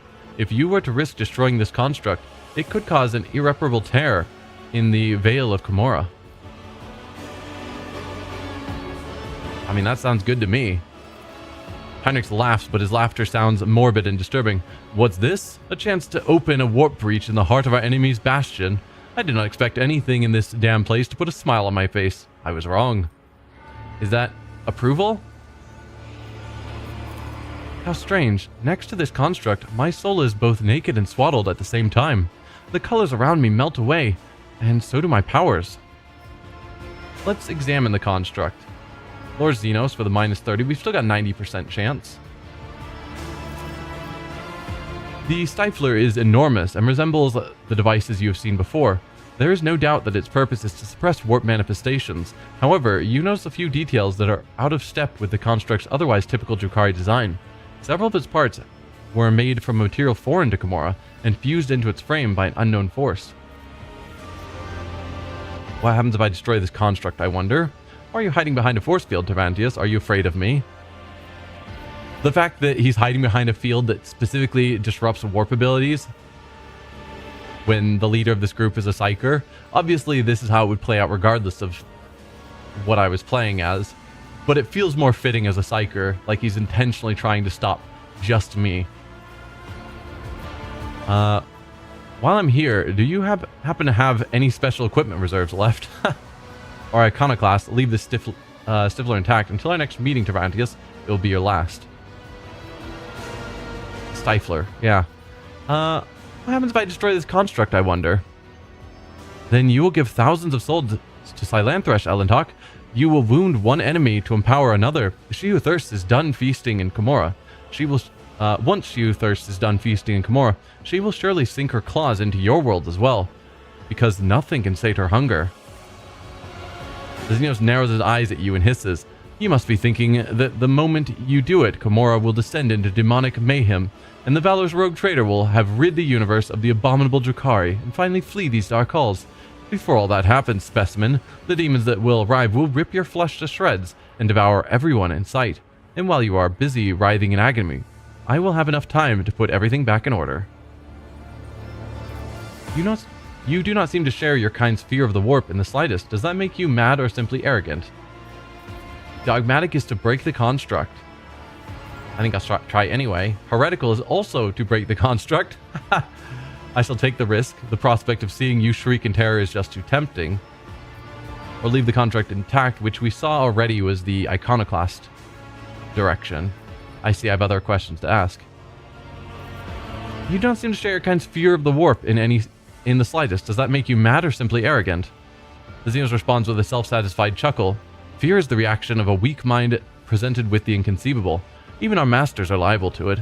Oh, the pains it took me to convince the Archon to bring the spirit warriors into the Dark City, and to then conceal the evidence of the dimensional collapse that had destabilized the spire. This was your doing? He was the one who convinced the Archons to bring the Farseers here, causing destabilization.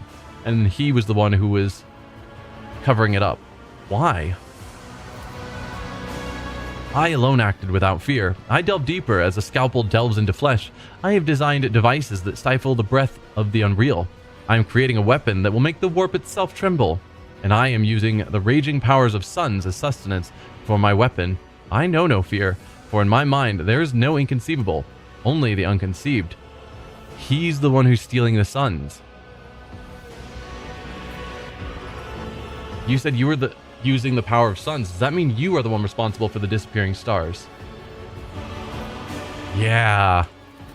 Of course, my masterpiece needed an unthinkable amount of energy, but how could I let something as trifling as the unthinkable stand in my way? The star you call Rykad was stolen at my behest, as were many before it.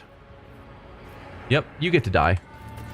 Durante's gloating tone becomes insufferable. Have you been to the world you monkey known as Santiel's Pride? I only recently took it, son, while you were busy spilling witch guts on the arena floor. It was most amusing to watch your pathetic planet freeze to its very core. How fascinating it is that such a paltry sacrifice as the lives of several million monkey can serve something as great as my masterpiece. I don't know. I don't remember Santiel's Pride, so I don't know if we've been there or not. But presumably it is somewhere in the Expanse. And we went to everywhere we could, but this could be a world that belonged to one of the other rogue traders outside of our area we could travel in the previous chapters.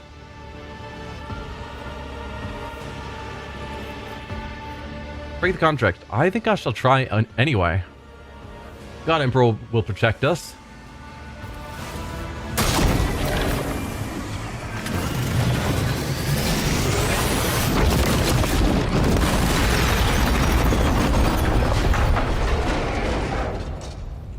You shall find this mark. Lightning charges run down the construct, and the force field flickers a few times before dissipating. The heavy metallic hum is followed by a series of dull pops coming from every direction, and you see warp portals bursting into bloom around you, one after another, and horrific malformed claws reaching towards you from the other side. What have you done? A curse upon you, monkey! 30 dogmatic, that's not nothing. Do we get to kill you now? Smite the xenos! We do. Alright, so we've got 4 homunculus guards and Tervantius. And that's it so far. I would bet that as the fight goes on, demons are going to pop out of these portals.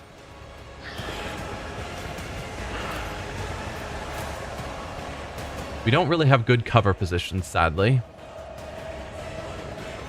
I'm still new to the art of exploring.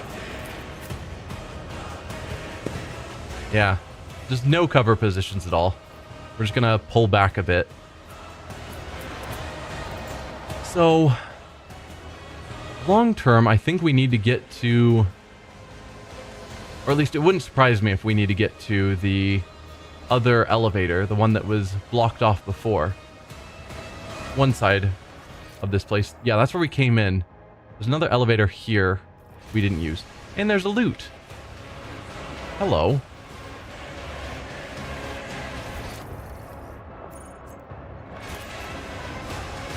I missed.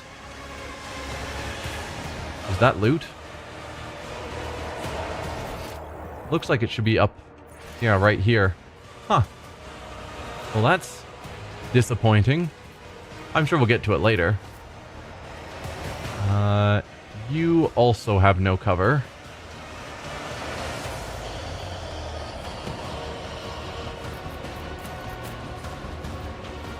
Alright, and then the rest of you. Pascal, you can go there. Heinrichs, you can stay here and take on that guy. And Ulfar, we'll put you up front. Here-ish, I guess. Start the battle. We will actually use zones, I think, in this case. Because I doubt they're going to be able to move terribly far. Me? If you insist, Lord Captain. Let her have her dodge bonus. Isn't this a job for the serfs? And then crit bonus on us. Seems reasonable. If you insist, Lord Captain. Something like that. I am a navigator, not a servitor. All too easy. So yeah, we'll see how the higher difficulty goes in this fight. Nothing I can't do. Not a problem for me.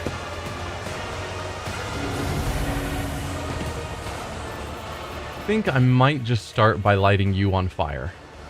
Because we can't take out anyone. Nothing I can't do.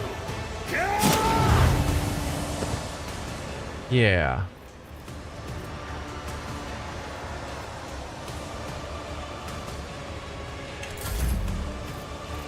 Then let's go with...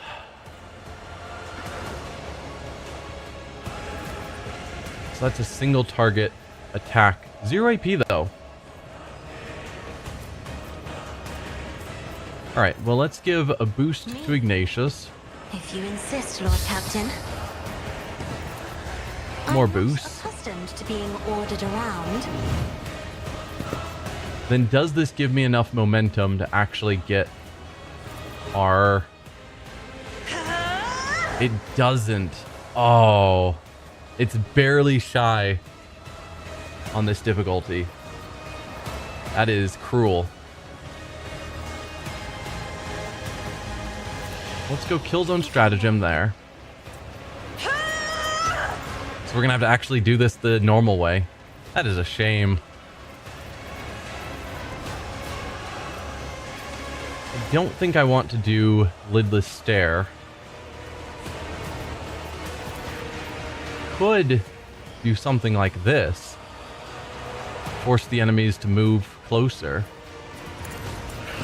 Maybe take attacks of opportunity.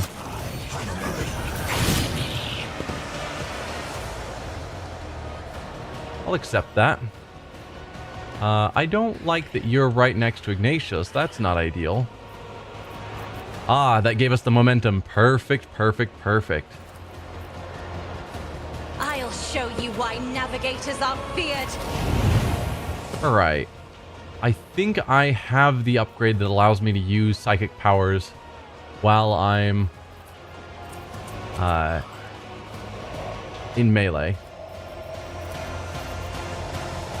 Oh, that's not ideal.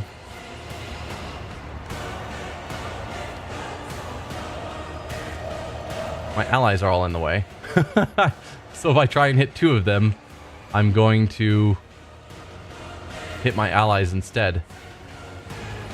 Huh. Didn't consider that when I surrounded all the enemies. I do want to take out Tyrantius. I think that is a smart starting point. My tactics are flawless.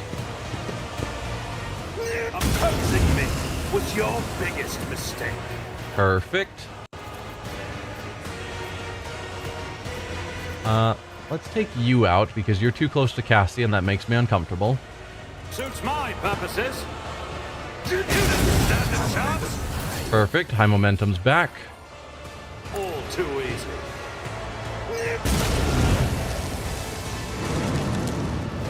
Okay, we have gotten to Veil Degradation. Not good. Give us a free attack. Is there a reason I never used the Spirally Fire skill? When I used to ignite enemies all the time, then it felt pretty good. But as it is, mine is 8 AP. Hang on.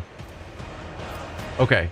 That must just be because of the ability I just used. But yeah. It does double the damage of Ignite. I think it normally costs like 2 AP. Oh, I guess I never considered it. I know it does more damage based on how many enemies are burning, and I never really have enemies burning since I started using Melta all the time. But if it is the same AP, then Melta is theoretically better.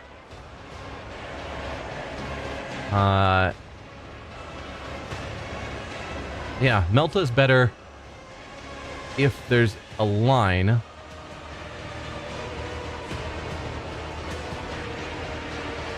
Has the warp burn. Melta's got some good things going for it. This one...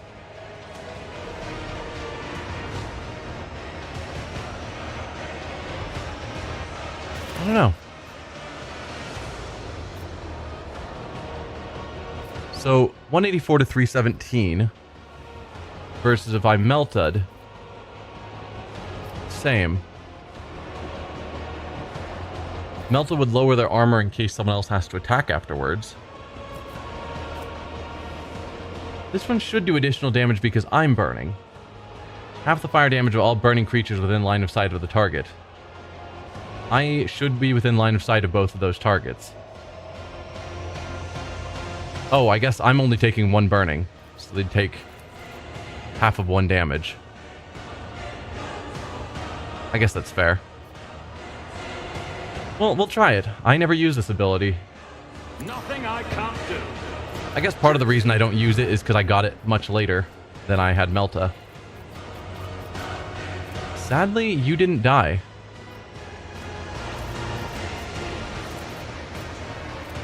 Does Firestorm hit your buddy? It would. And Ulfar. Except we can't target him. Is he out of line of sight somehow? Oh, I didn't light him on fire. Duh. Yeah. So do I kill you or do I do a lot of damage to you?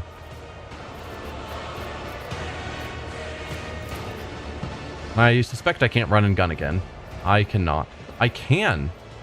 Oh, so we've got 2 more attacks this turn. Or 1 more good attack.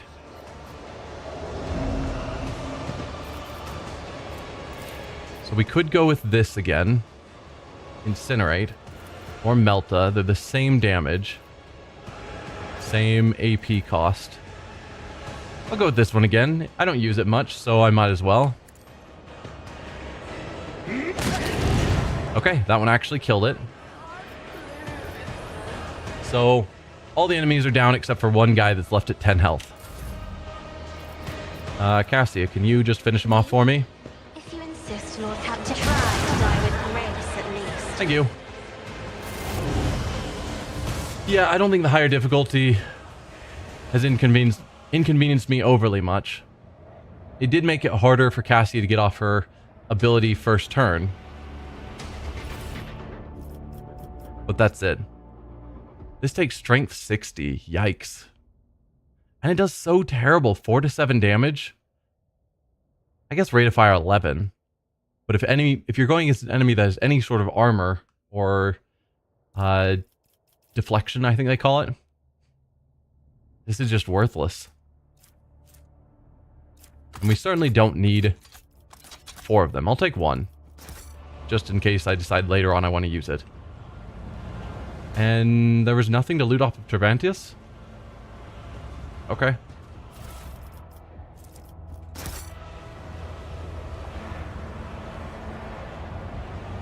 And yeah, no demons, so... where to now? We did get journal updates.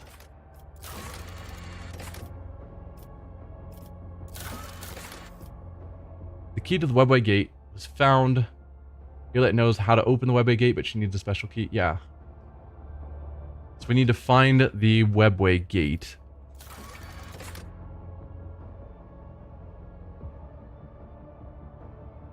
Make sure that the Farseer survives. Talk to Irlate aboard the void ship. Perfect. Then Marajai. wants to pick up a prized possession. Okay. I'm gonna head Won't tolerate back up to the weakness. north under the assumption that this elevator is where I'm wanting to be, but I don't know if that's the case. But yeah, the door was closed last time we came by here, and now it's not, which makes me feel like this is where I want to be.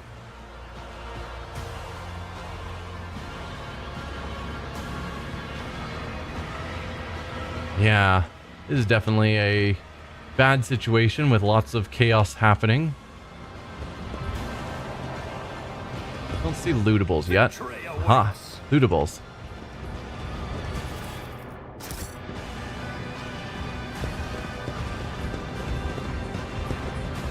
Like, yeah, it's not good that we have given over this city to Slaanesh.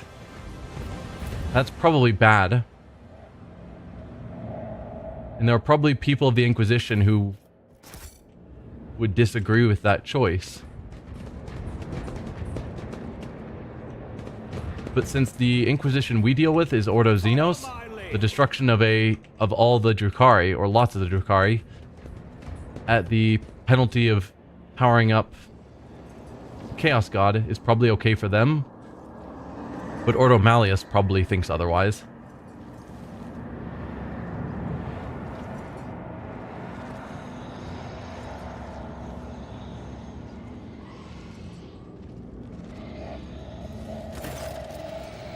Eurymerus.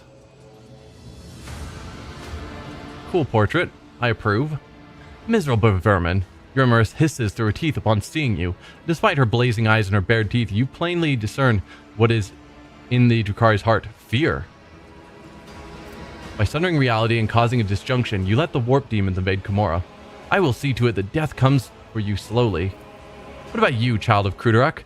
How does it feel to know that you could not save yourself, your family, or your precious craft world? Your lit spirit stone flashes on her chest, and the ranger's hands tremble on the grip of her rifle. Your death will give me no joy, Archon Eurymerus, but it may give peace to the spirits of my kin. If you wish to live, then get out of my way. I have to come for the gate, not your life. No, we're gonna kill her. The toys of your pet homunculus did little to help him. All those craft world fragments, all those prisoners, was it worth all of it? Was it all worth it, Xenos? What did you need Farseers for? Why take such a risk? It's a good question. Grown tired of the games and machinations you have ushered into my realm? Prepare to die, Archon Eurymerus. Yeah, what did you need the Farseers for? Why take such a risk? So be it, I will humor you before death.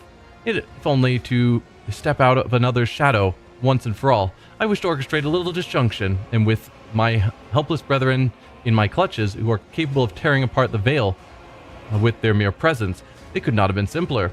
When the time came, the Farseers would be my weapon against the Reaving Tempest's rivals.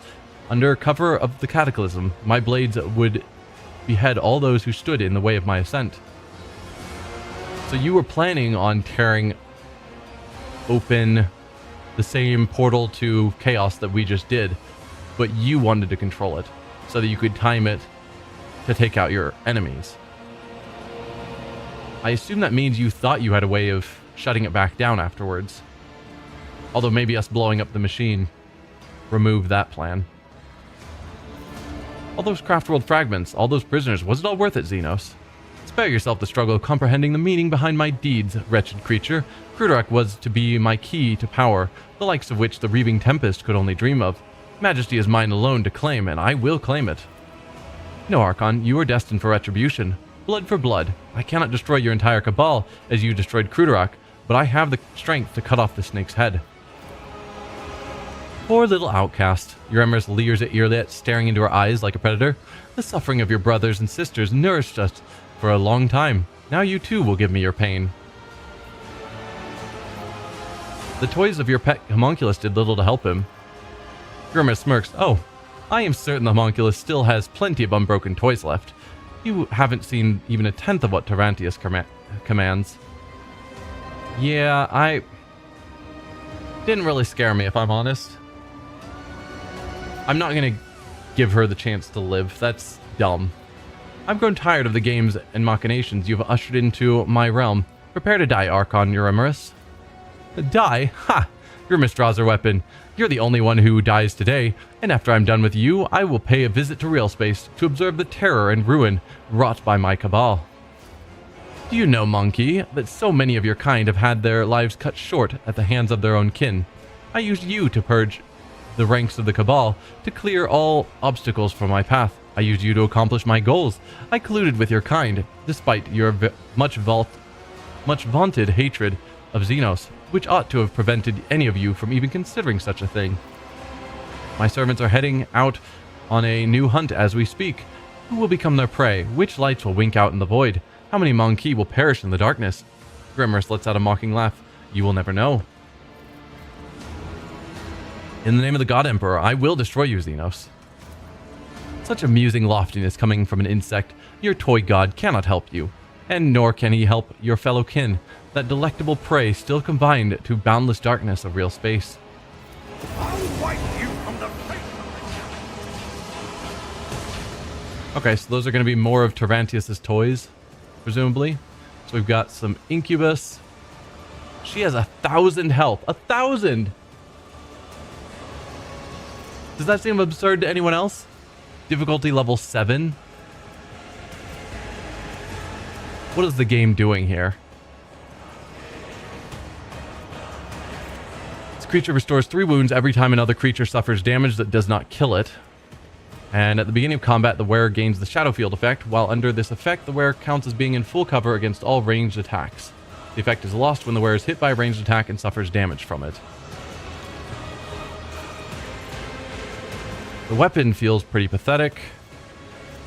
That one looks pretty good, though. When a creature in the Thanatophobia zone suffers damage, it must pass a willpower resistance test. If it fails, it regains the Thanatophobia effect for 2 rounds. I don't know what the Thanatophobia effect is, but sure. All incubi gain an extra turn. Well, that sucks. Power from pain, we've seen that before. Burning touch of the warp, yeah. You suffer additional damage from psychic powers.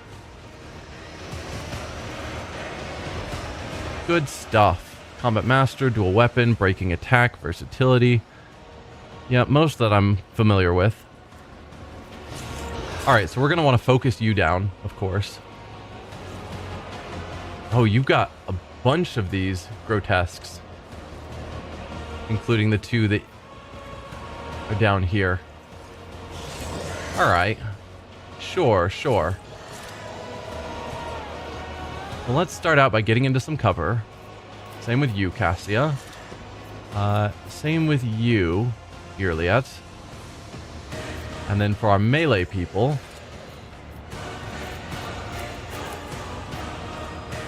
Pascal, you can go there. Heinrichs can go there, and Ulfar might just send you over here to try and take on some of the grotesques. Or maybe send you down here to take on the grotesques. I'm assuming you'll lose against them. But hopefully you can keep them paused enough that we can finish this fight and then help you. Alright, so Cassia. We'll do the usual of have you give... I am too far away. Have you use this ability. I'm a navigator, not a servitor. Then bring it down. Light ourselves on fire. problem for me. Orchestrate flames.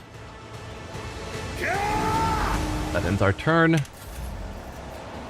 And you can boost us even more. Accustomed to being ordered around. If I may. Inquisitor's Tenant.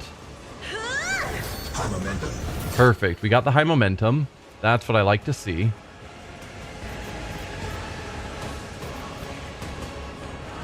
Let's see about moving the enemies. If I can group them up before we get to Ignatius's turn. Could probably make use of that. Me. If you insist, Lord Captain. Okay, so we didn't get her to move, which is a bit of a shame. But I do like the idea of... No, we'll save her zones till after Ignatius has weeded out some of their numbers, I think. So yeah. In the name of House Orselio, I shall prevail.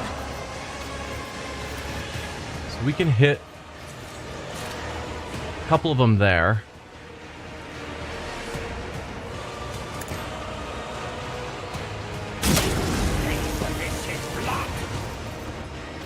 Because this is only a single target, yeah.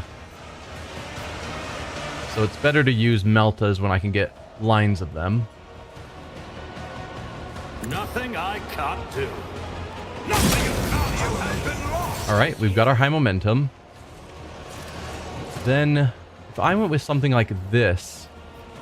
I guess before we do that, let's use Steady Superiority to give us another attack. Time is now. There's probably an angle where I can hit both of them and her, is my thought. Yeah. That. I shall not fear. I don't like standing out in the open, Trusting me was your biggest mistake. but I do like doing lots of damage to the enemies. Right, she takes extra damage from the warp. I should have been focusing on doing extra warpy things to her rather than playing around with all them. Yeah. Already done. Do Revel and Slaughter, and then Run and Gun. Suits my purposes. So I could light her on fire, potentially doing even more fire damage. Because I've got 2 more ignites I can do to her, or just 1 Melta, or 1 Incinerate. How does Incinerate do at this point? Compared to a Melta, 302 to 434. Same. Even though she's on fire and I'm on fire.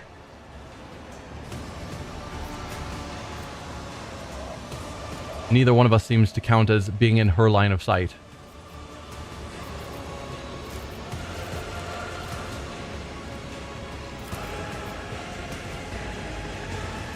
So I think 2 ignites are better than...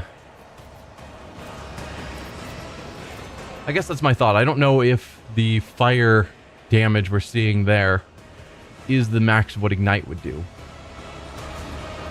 Which is why I want to do Ignite.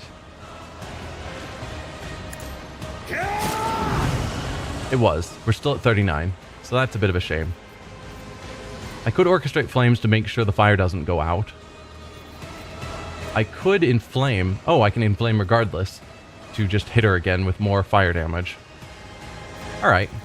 We'll ignite you again. I can't do. I will tear your throat out personally, monkey. Did that end the fight? No. And you...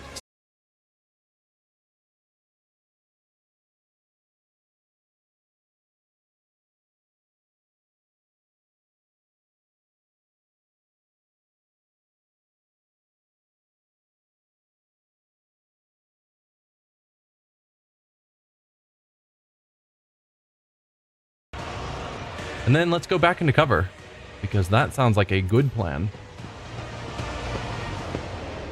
Alright, so all the incubuses are down, and she's half dead, but we still have the grotesques to deal with. Back to Cassia's turn. So we can go with zones now. I still think making a melee zone here makes sense.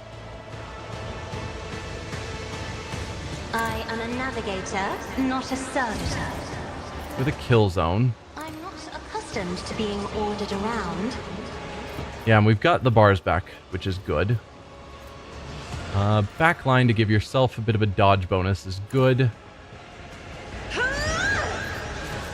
And then for crits, can we get both of us? No. That's a shame. Yeah, if I could rotate it the other way so that from this square it covered this rectangle, we'd be good. But I can't click here because that's where an object is.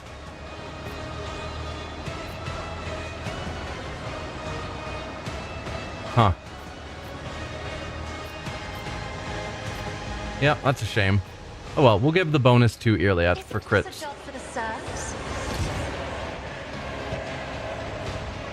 Then you've got one more action, so held in my gaze on her. 202 damage. She's nearly dead. 268 health left, and she's going to be taking 167 damage at the start of her turn. Potentially increased if it counts as psychic, and so she takes extra damage from psychic abilities. Who knows?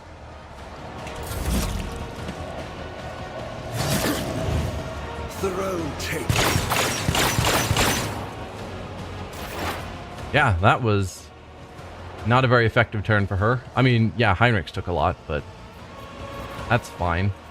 Perfect spot. Is beneath me. We will mark you as prey for sure. Not your xenos pet monkey. And then Cole the Bold, Serves your cause. piercing shot. And let's take our shot. I am not your xenos pet. Ancestors guide me. Good solid hit. Claim the bounty. I understand your intent. 51 health left. So at the start of her turn, she'll die. We could get another free attack. Yeah. Fall, creatures! Are you moving? No more. Okay. Grimmerus is down. We just have the 4 grotesques to deal with. And that sounds fine to me. You can't mark... You can mark him as prey. Okay. If I must.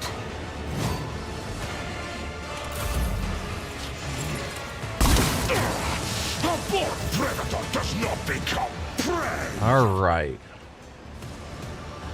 No way for me to line up them into a Melta path, unfortunately. I could head back here to get the crit bonus. I don't think the YouTube stream should have died.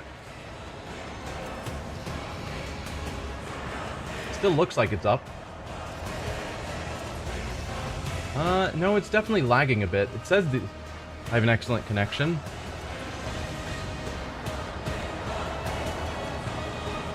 Oh, did both streams die for a short time? That's a shame. You had an upset as well? Okay. Darn. Oh yeah, I see that there was a problem. Looks like the stream restarted on Twitch 4 minutes ago. Okay. Although OBS is saying 0 drop frames, so I don't know.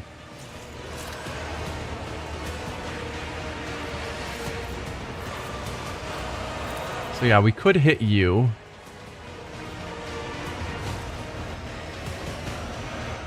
Probably, since I'm only going to get a single attack, single Melta probably is better than one Ignite.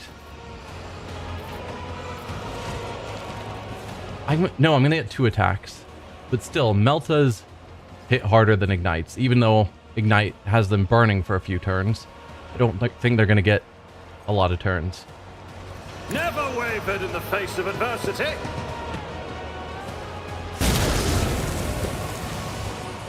So we'll go there. And then here, just to take you out.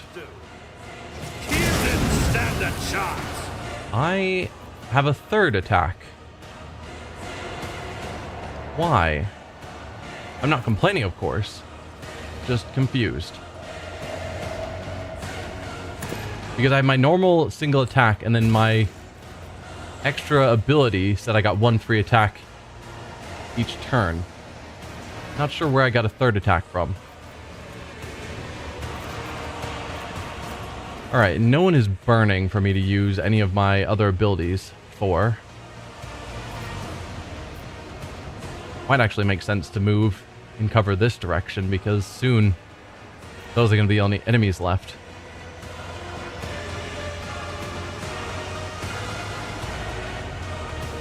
I don't know. It's fine. Another grotesque, gonna shoot at Ulfar. Yep. It's fine. Wow.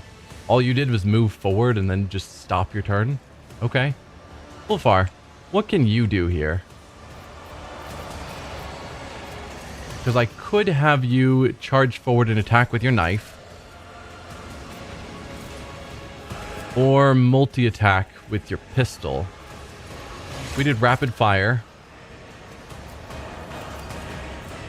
Devastating attack. Confident approach. Probably is a reasonable starting choice.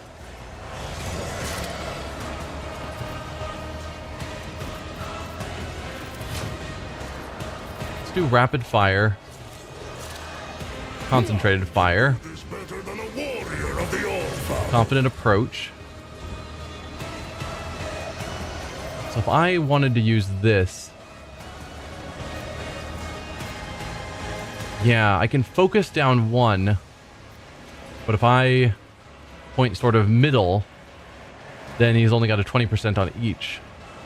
Versus 80%. So I probably do want to just focus on 1. But there's no reason for me not to step even closer. Still 80% even from point blank. Does that seem right to you? Well, I can do something like this, so it's 80% on him and then 20% to hit the guy beside him. That's probably better. I hunger for battle.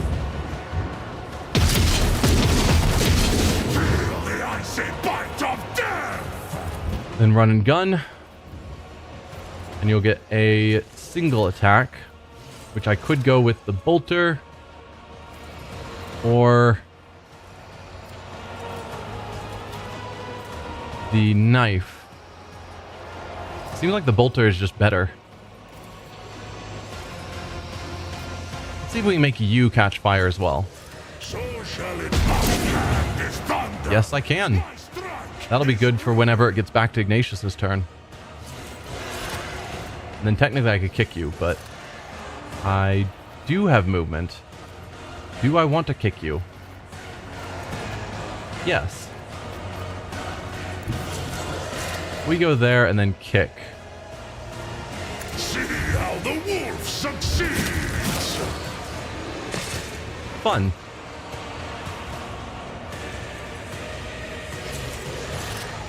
Yeah, and then just move into melee with them, I suppose. Cowardice. Alright, Heinrichs, you are far too far away. Let's have you do your warp speed. Let's see to it. Give yourself a slight boost in speed. And you can get to here, and then charge down to here.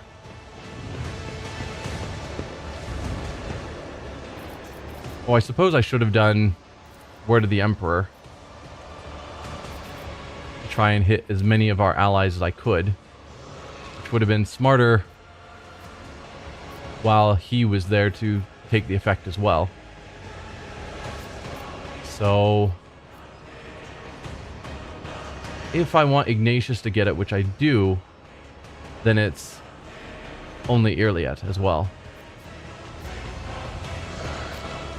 There's no way for me to get Cassia and Ignatius. That's a shame. Alright, Word of the Emperor.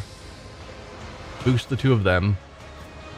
Then Hammer of the Emperor for a plus 38 damage on their attacks.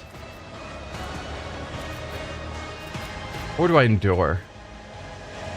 I doubt they're going to focus on attacking Heinrichs. I should heal him. What am I doing? Regenerate is 10 wounds. Beginning of every turn. versus invigorate is just 21 wounds now. I'm going to go with the 21 wounds now. For the throne's glory. Oh, I didn't actually use your action, so regenerate. There you go.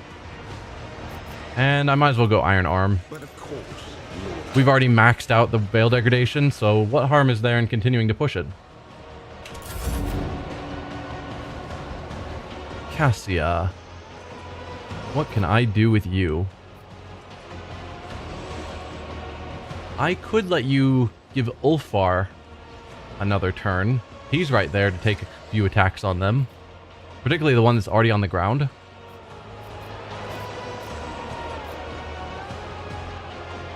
Let's have you step forward. Stay away from that. Willpower and toughness. I don't know how much willpower helps him. We'll just do voice of command on Ulfar. I have read tomes of military tactics. We'll move the melee zone to here.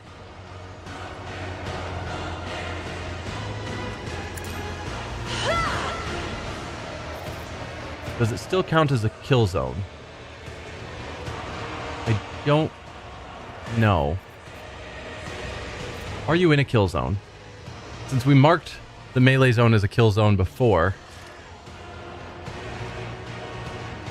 that is a ton of effects going on at the moment, but it doesn't seem like it. So we will make that a kill zone. Then we give you a free turn. Isn't this a job for the serfs?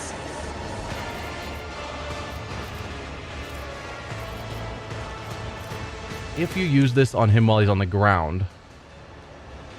There was 100. There we go. 100%. That feels pretty good to me. So let's go with... Oh, you've only got 2 AP. So I can't load up a bunch of effects on it. That's disappointing. Alright. We'll just shoot into him. I say fight of death! You should still be in a competent approach, I would think.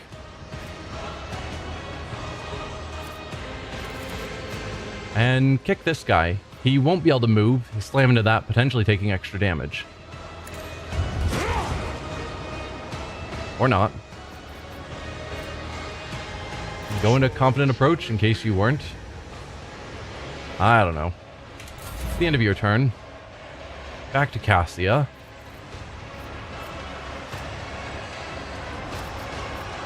Let's give this bonus. Where do I attack?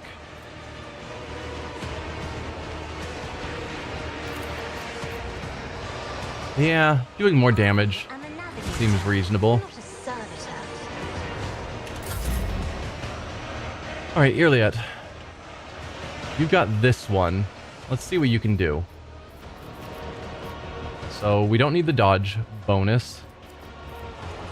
Let's go Cull the Bold, Your xenos pet. piercing shot. Then take your shot.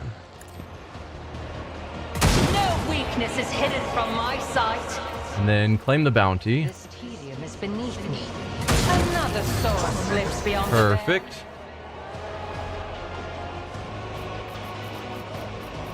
Three more actions.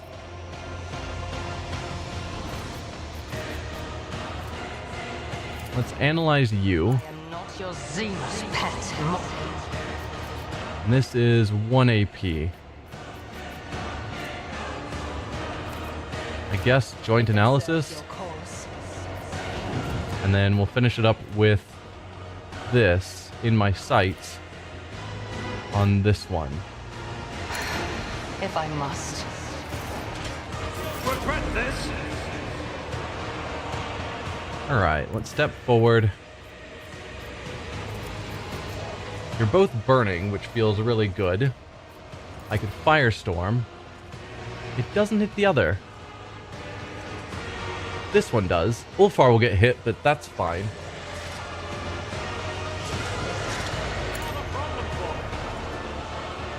Ulfar can take a bit of a fiery hit. My Yes.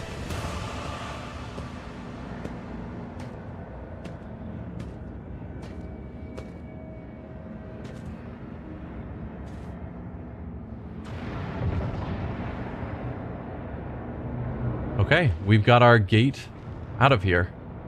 Let's do all of our looting first, of course. Please don't step through the gate. Agonizing Splinter Pistol. Meh. Jin Blade of Euremerus. That's probably a very good weapon for a melee character. We don't need the Incubus Claves. Then we have Shadow Field. At the beginning of the combat, the wearer gains the Shadow Field effect, while under this effect, counts as being in full cover against all ranged attacks. So it's just one of our basic extra items that we can put on anyone to give them full cover against ranged attacks. Interesting. Whenever a bleeding, burning, or toxin effect is inflicted by the wearer, deals damage to an enemy, that enemy suffers minus 5% armor penalty against only the wearer's attacks, and the wearer gains plus 5% critical hit chance against them, and stacks. Really? That's something to consider for Ignatius. Warlord's Amulet grants the wearer intelligence bonus to dodge to the wearer and their allies. And their allies?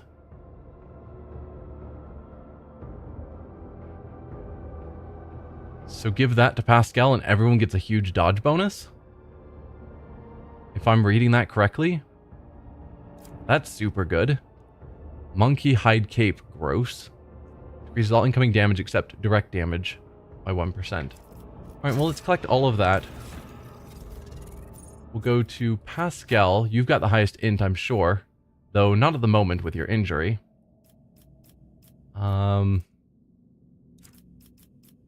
Though we did learn that skin patches heal trauma. So Pascal, skin patch on yourself. My frail organics. Perfect. Now we go back to your inventory. You've got intelligence 70. I assume that's the highest.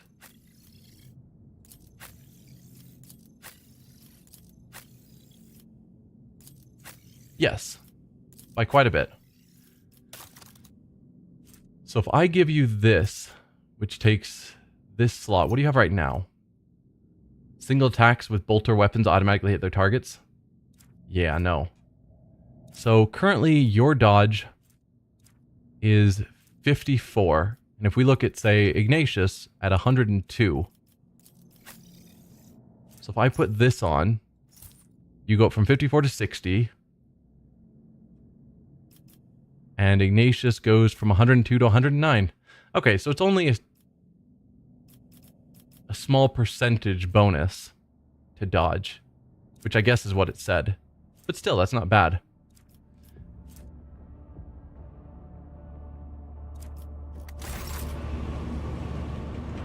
What else do we have around? Let's move the entire group, not just you by yourself. I'll lay claim to the stars. Yeah, we've already looted all of them. Also, I don't think we know where this webway gate connects to. We just know it leads to real space. And that's good enough for us, but... yeah. Okay, yeah, we've already explored through all of here and grabbed all the loot. Okay then, let's quickly do our level up before we step through the portal. There's some funky interaction with your origin talent and steady superiority. Okay, could be.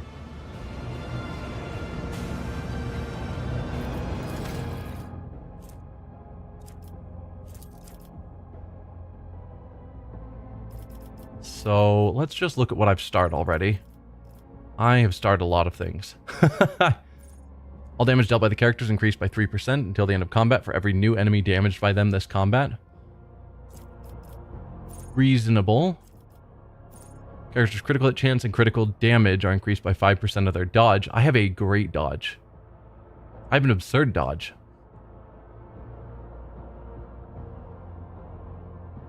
Because didn't we see that it was like 100 and... yeah, you can go away for the moment. 109. I guess... So 5% of that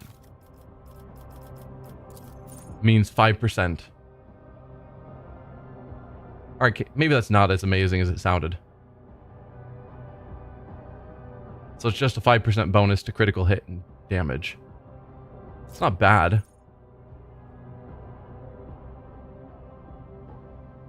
Automatic healing would be good because I am lighting myself on fire.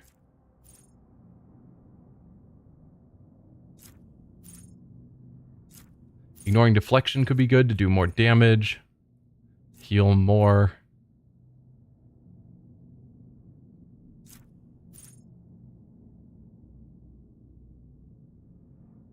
Whenever you score a critical hit, you have a chance to increase your critical damage bonus by half. So we do 50% more critical damage. That could also be very good. Is there a way to tell how likely we are to crit? Because I don't think there's an obvious number I can look at for that. 5% of 109 is 21? No. 5% of 100 is 5. 5% of 109 is like 6.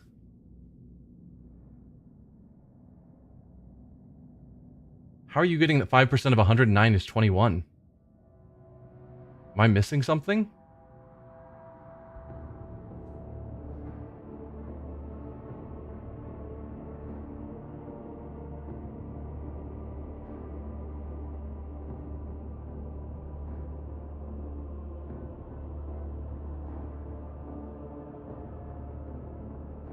Oh yeah, something went wrong with your brain, moving on. Okay.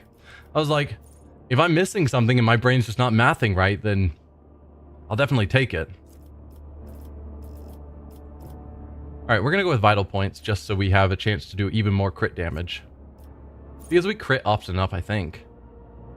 Enemies that are forced to make resistance tests by the Archmilitant will make any resistance tests from that any source with a -24 penalty until the end of combat. Yeah, that sounds nice. Moving on to you. Deadly aim. The character's dodge reduction is higher than the enemy's dodge, which in most cases it probably is. Character's damage against that enemy is increased by 1% for every 5. Math on that is going to be crazy. Character ignores 4 of their enemies' deflection. Very good. Character's armor penetration is higher than their armor, blah blah blah. Character's attacks gain additional 42% over-penetration, and over-penetration attacks cannot be dodged. We do over-penetrate regularly, including having skills to ensure that it happens. We don't always have enemies lined up nicely, though, so I don't know how often that does happen. And you have the similar critical hit increased it. We can guarantee a critical hit every turn. So, yeah. And yeah, whenever an ally kills prey, they still get bonuses. That sounds reasonable. I have not marked anything for you, unfortunately. We'll go with the critical hit one. It's simple. I don't want to focus too long on this stuff. Do I have you in heavy armor? Fires of the Forge could be nice because I do accidentally light you on fire on occasion.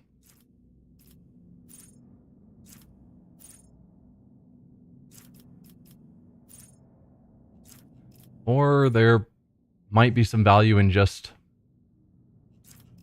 Oh, we don't have the basic talents here. We don't do toxin.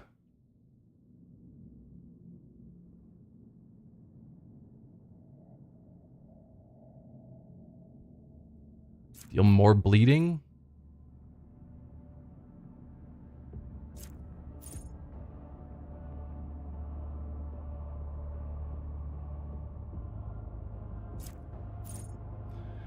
I don't know.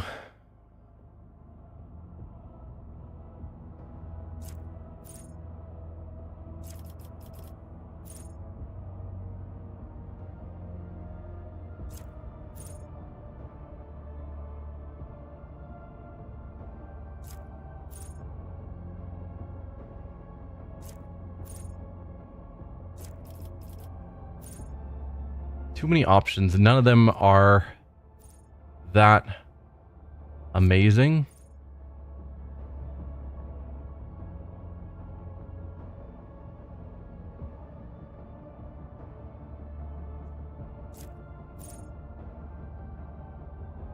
I mean, a plus 25 to lure xenos feels a little wasteful, so probably not.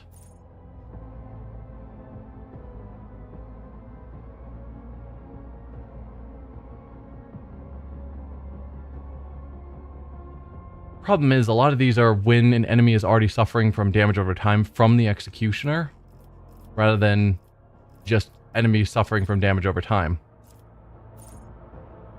Sure, deal more bleeding. It's fine. I don't want to focus too long on any of it.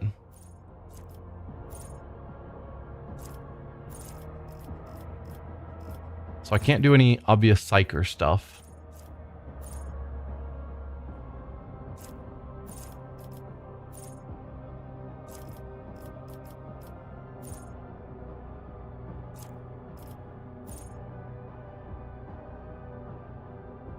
Oh, peak condition, boosting your strength equal to 20% of your wounds. You don't have a ton of wounds, actually. So it'd give you a plus 17 strength, it shows. I mean, that's something, but it's nowhere near as good as Ulfar got when he had that, because his wounds were like 100 and something.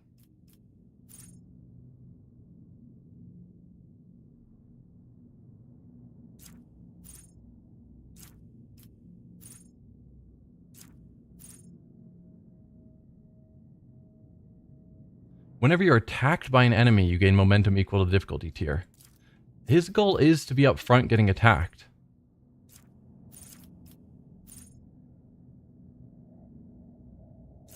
So that's something.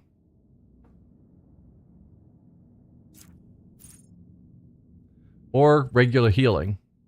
It's probably smarter. Yeah. We'll give you some regular healing.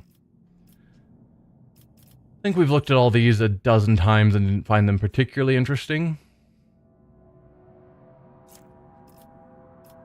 Most of them are for ranged attacks that don't apply to him.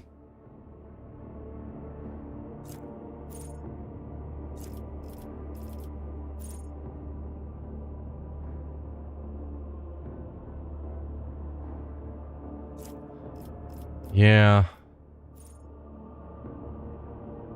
And Vanguard abilities. Ooh, I do have some starred stuff for you. Good.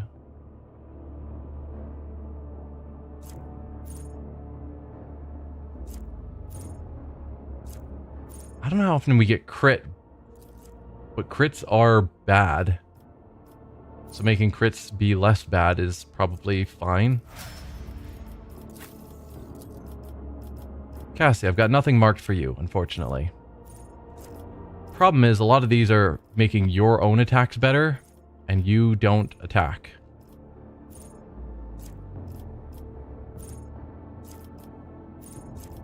So I could go with the things that, you know, boost your healing or whatever. Bonus to your strength. Yeah, that's what Cassia needs.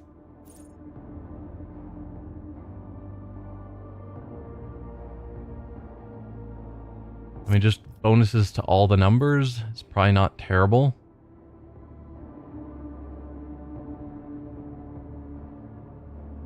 Ooh. If an extra turn given by the character's abilities or talents grants movement points, target gains +4 additional movement points. If action points, target gains +1 additional action point.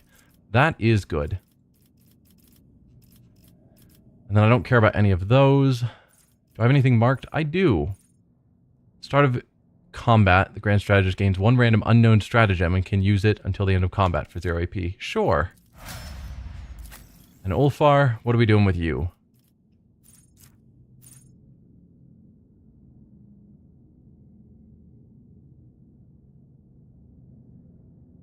Pushing does more? Alright. I have a ton of things marked for you. Critical hits. Reduce armor for melee attacks.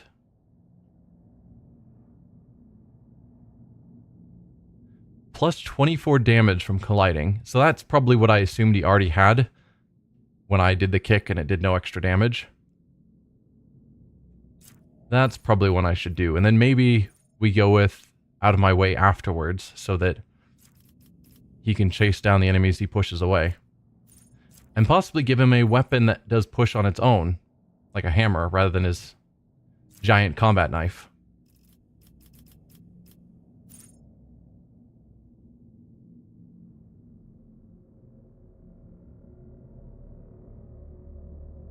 I still don't know what the +1 means. Whenever an archmilitant or their ally uses a heroic act or a desperate measure, the archmilitant gains +1 something and 10% damage on all attacks until the end of combat. That is definitely a missing bit of text. And it would be nice to know what it's actually doing. I mean, 10% damage on all attacks until the end of combat's good. Weapon-based damage? I mean, maybe? But if it's already giving a plus 10% damage, I don't think that +1 is damage. I could see it as +1 action point or +1 movement point or something. Just don't know. The 10% damage is still pretty good because we do use heroic acts all the time. And giving him a 10% bonus to damage until the end of combat's pretty good.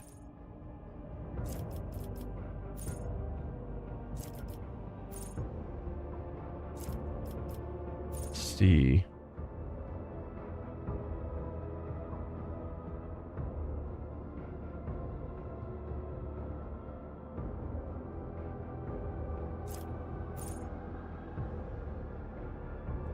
Yeah, we'll go with accustomed glory. Seems like a pretty sure way of getting a plus 10 bonus for basically all of combat because he seems to go later than a lot of other people. Alright, quick save before we actually step through this portal. You never know what's going to happen. Let's head on through. Into the webway.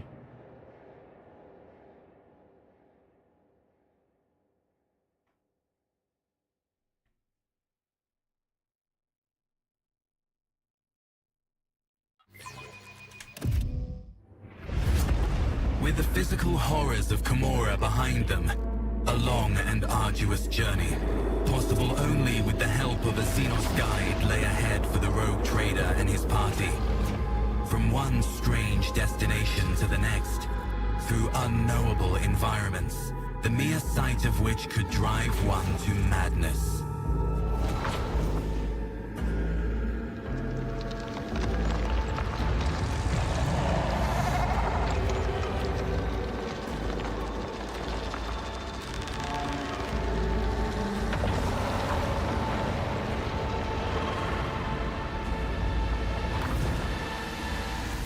Despite the challenges, they managed to escape the labyrinthian webway and find their way back.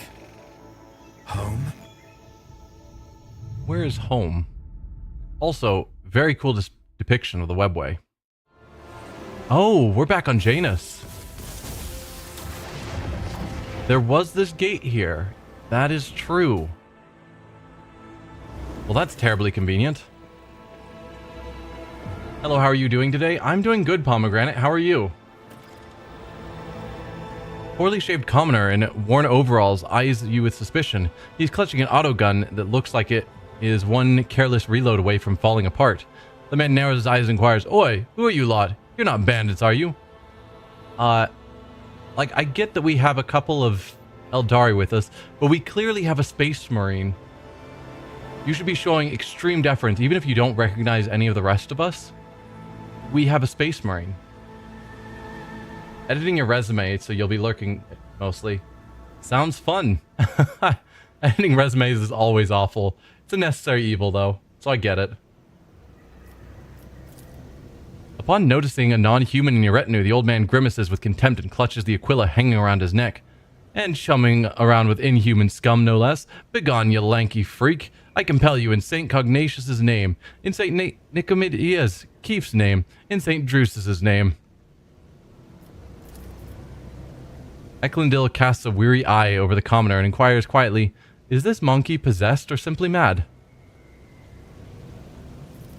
Persuasion minus 15, which is still going to be 100%, because Cassie is a monster of persuasion. I'm the master of this planet, Ignatius von Valentius, and I require something of you. Coercion with penalties, still 100%. Who am I, you ask? I'm Rogue Trader von Valentius. On your knees, knave, while you still have them. I suppose I can now call myself an interdimensional traveler. Just who might you be? We're just going to be honest. If Abelard was here, I'm sure we would have had the option to tell him to introduce us, because that's always fun. I'm the master of this planet, Ignatius von Valentius, and I require something of you. Blessed throne, you're joking me. His lordship is here, and these here backwoods? What an honor, a big ol' honor this. The man drops to his knees and tries his best to hide his travesty of a firearm, pretending that he was not just pointing it at your chest a moment ago. Yeah. I'm just a lowborn, a small, humble man. I've only ever seen your lustrous visage on the holy icons in the temples of the capital. So, who are you? I'm a scout, your lordship. I wander the woods. I test the soil. Taking great care, the old man reaches into his sack and pulls out a scratched auspex with a long spike wrapped in a muddy rag. The tech priest told me, once 1,000 steps you have walked, thrust the mystical probe into the soil, say a prayer, then press the Smaragdine seal. Offer 3 prayers to the Emperor, then press the ruby seal. Thus will the probe test the land and tell you what minerals dwell therein. I love the tech priesty things of rituals to do tech stuff, where it's like, realistically, in a not tech priest society, it's like, yeah, the device, you put it in the ground, hit the button, wait 3 seconds, and then hit the other button, or something.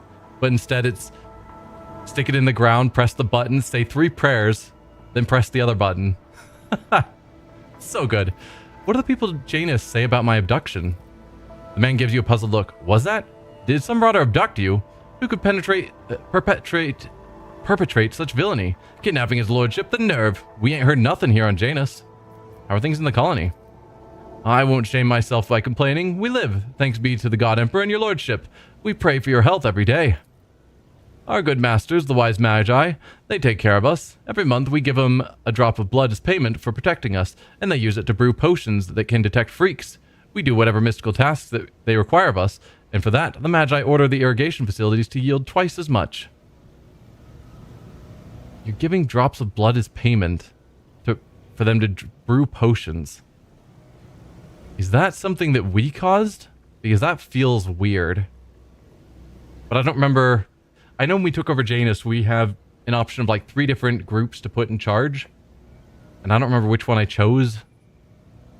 And that could have caused weird. Drops of blood as payment feels weird. His expression darkens. There's this plague going around Janus, though. Makes your hair fall out, your skin go pale, and your voice disappear. Turns normal emperor-feeling people into right freaks, scum of humanity. We call folks like that wretches. Scary to look at. Better to put them all down. Well, we do, little by little, with poison. Yeah, something weird's going on. Is the governor well? Can't say I have the vaguest. We've never heard the governor's name, but it beats living under the accursed heretic Vistenza the Bloodsucker. I need a shuttle and some means of contacting the astropathic choir so I can summon my void ship here. In a jiffy, your lordship. Please be welcome to our flying ferry. It's right over yonder in the brush. It's also where our expedition's Vox Wizard is staying.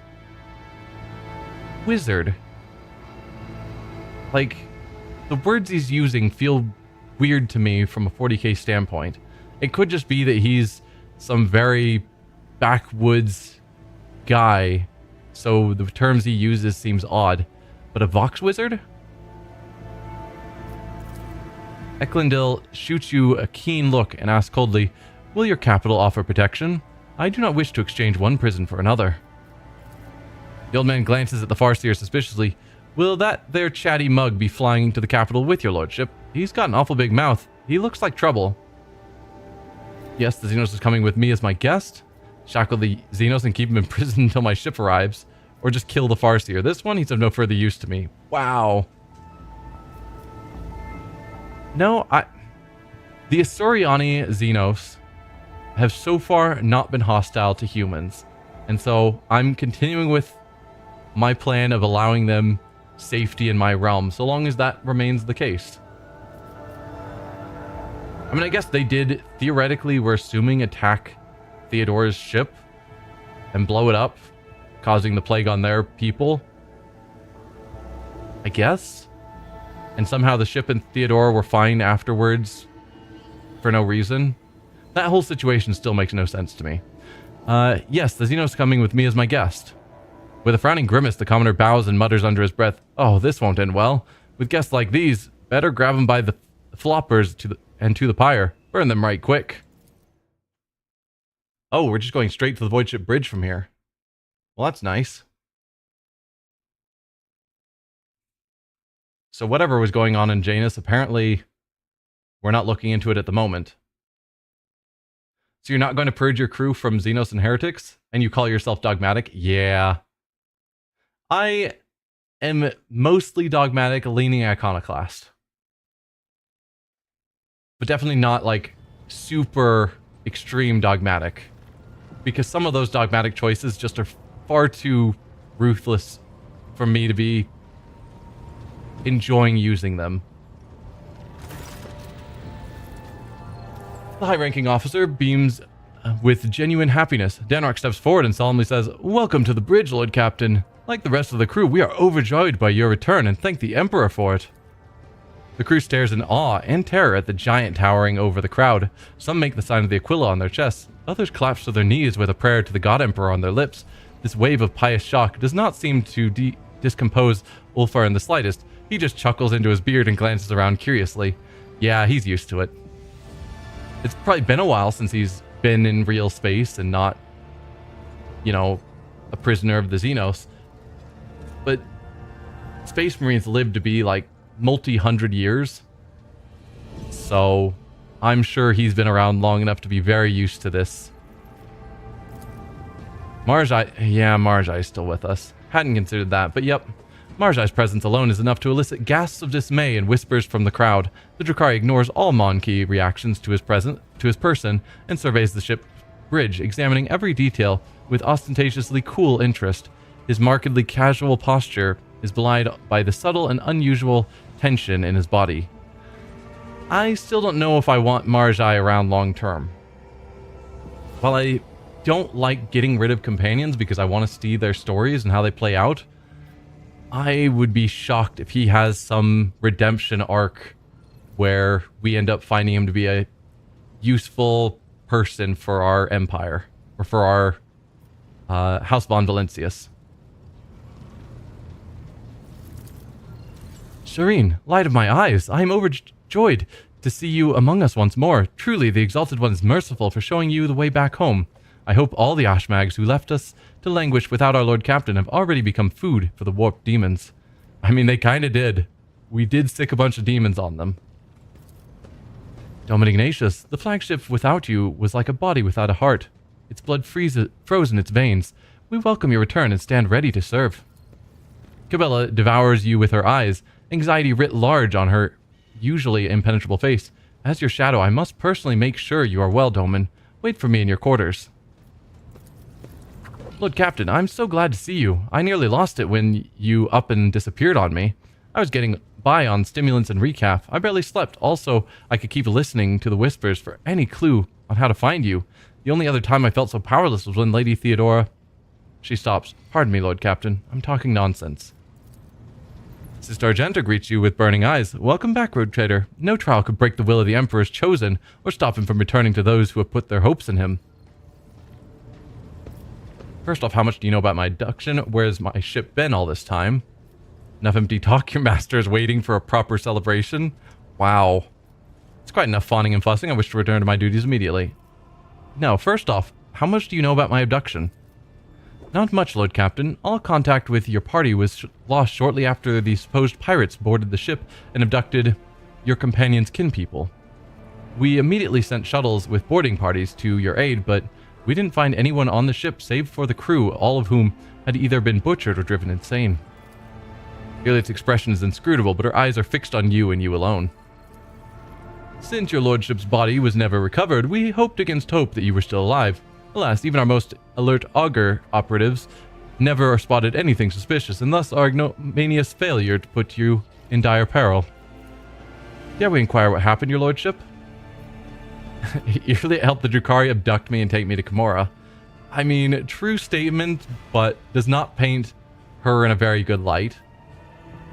I'm glad you realized you were to blame for my capture. You've not earned the right to hear about my adventures. Wow. Lie, my loyal servants. The accursed xenos tried to take your leader from you, but the plan has failed. I am once again with you. Are you with me? That doesn't feel like a lie. They tried to take us from them. They succeeded at that part, but overall their plan failed, and we're once more here. It does not matter. The topic of my disappearance is closed. I mean, this is true. It paints her in a very bad light because I think she recognized her mistake right afterwards and then worked hard to help us get out of there. But yes, Irlit helped the Drukhari abduct me. Like, I like the rest of the sentence, that we were abducted by Drukhari and taken to Komorrah. I think telling the ship as a whole would be bad, but telling the top leaders of our group that we were abducted by Drukhari and taken to Komorrah is a fine statement. And yeah, painting Irlit in a bit of a bad light is probably not great, but it's not the worst, unless someone immediately turns around and shoots her. Hostile stares fix on Irlit, and a spiteful whisper whips through the air. Xeno scum! Yeah. Sorry. Where's my ship been all this time? The officers' council decided to take the ship to Footfall, where one can hear the gossip of the entire expanse. Our agents tirelessly searched for information about your lordship. Had we heard even a whisper of where you were imprisoned, we would have immediately launched a rescue expedition. While you were absent, Lord Captain, we made every effort to find you. That resulted in a number of modifications to the ship that have significantly upgraded it. Well, that's nice. Thanks to a favorable deal secured by the esteemed High Factotum, the ship is now equipped with state-of-the-art auger systems and direction finders from Kiava Gamma. There was a quest we were waiting on of getting better augers that I kept wondering what it would take to allow us to complete that quest. This is probably what it was. Enough empty talk. I think a celebration is fine before we immediately go back to our duties. Enough empty talk. Your master is waiting for a proper celebration. We begin at once, your lordship. Glory to the rogue trader. Glory to House von Valencius. Your subject's triumphant roar sends a tremor through the bridge. It is as though the ship itself is greeting its long-lost owner. The factotum smacks his lips awkwardly and adds in a quieter voice, Lord Captain, the senior officers will report to you shortly. In your absence, we received a number of astropathic messages and dispatches that demand your attention. That's not surprising. Ah, Namos. A group of servitors suddenly stirs, their movements frighteningly identical even for automatons. They stare at you and say in perfect unison, Hello, Nomos, have come to welcome you back. We sense that a great deed has been done, a vivid imprint on existence. You did something very important. What was it? I triumph over the enemies of humanity by pitting the archenemy's blight against that of the Xenos.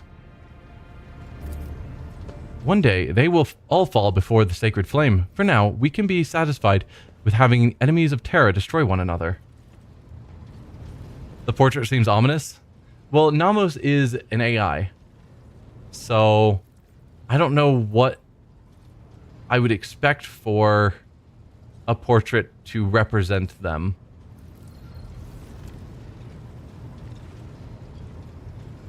I guess we don't technically know that they're an AI, but I'm guessing they're an AI. Did Nomos say it correctly? The servitor chorus, which sounds as a single voice, falls silent. Nomos appears to be waiting for your response in eager anticipation. Yeah, I think you've said it correctly. I'm glad that you're learning to understand me, Nomos. Your curiosity deserves approval. A servant should strive to understand their master. Your pointless questions are not worth my time. Yeah, your curiosity deserves approval. A servant should strive to understand their master. Nomos have a poor understanding of the concept of servitude. We must reflect. The chorus of servitors pause as if the controlling entity is busy thinking. We must go now. We will come to speak with you later. Another pause follows, so long that the silence becomes more piercing than a scream. Then the servitors finally break it. We are glad to see order restored, and the head of the dynasty resume his reign. We were concerned about you and your well-being. One can detect with the naked eye the moment when Novos leaves the bridge. The servitors stop moving in sync and slowly shuffle off to their posts.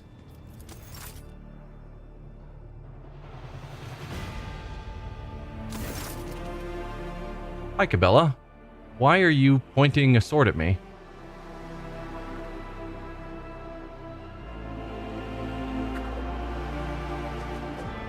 Okay. Cabela, having stopped into your chambers, stares at you with eyes wide and brimming with emotion. Domin! A moment later, her hand touches your face. Ignatius! I'm here, my love. We can kiss her. We can embrace her. That trial is behind us now. Never again shall we part. Or just... calm down. I'm fine, see? We'll kiss her. I'm here, my love. Everything's fine.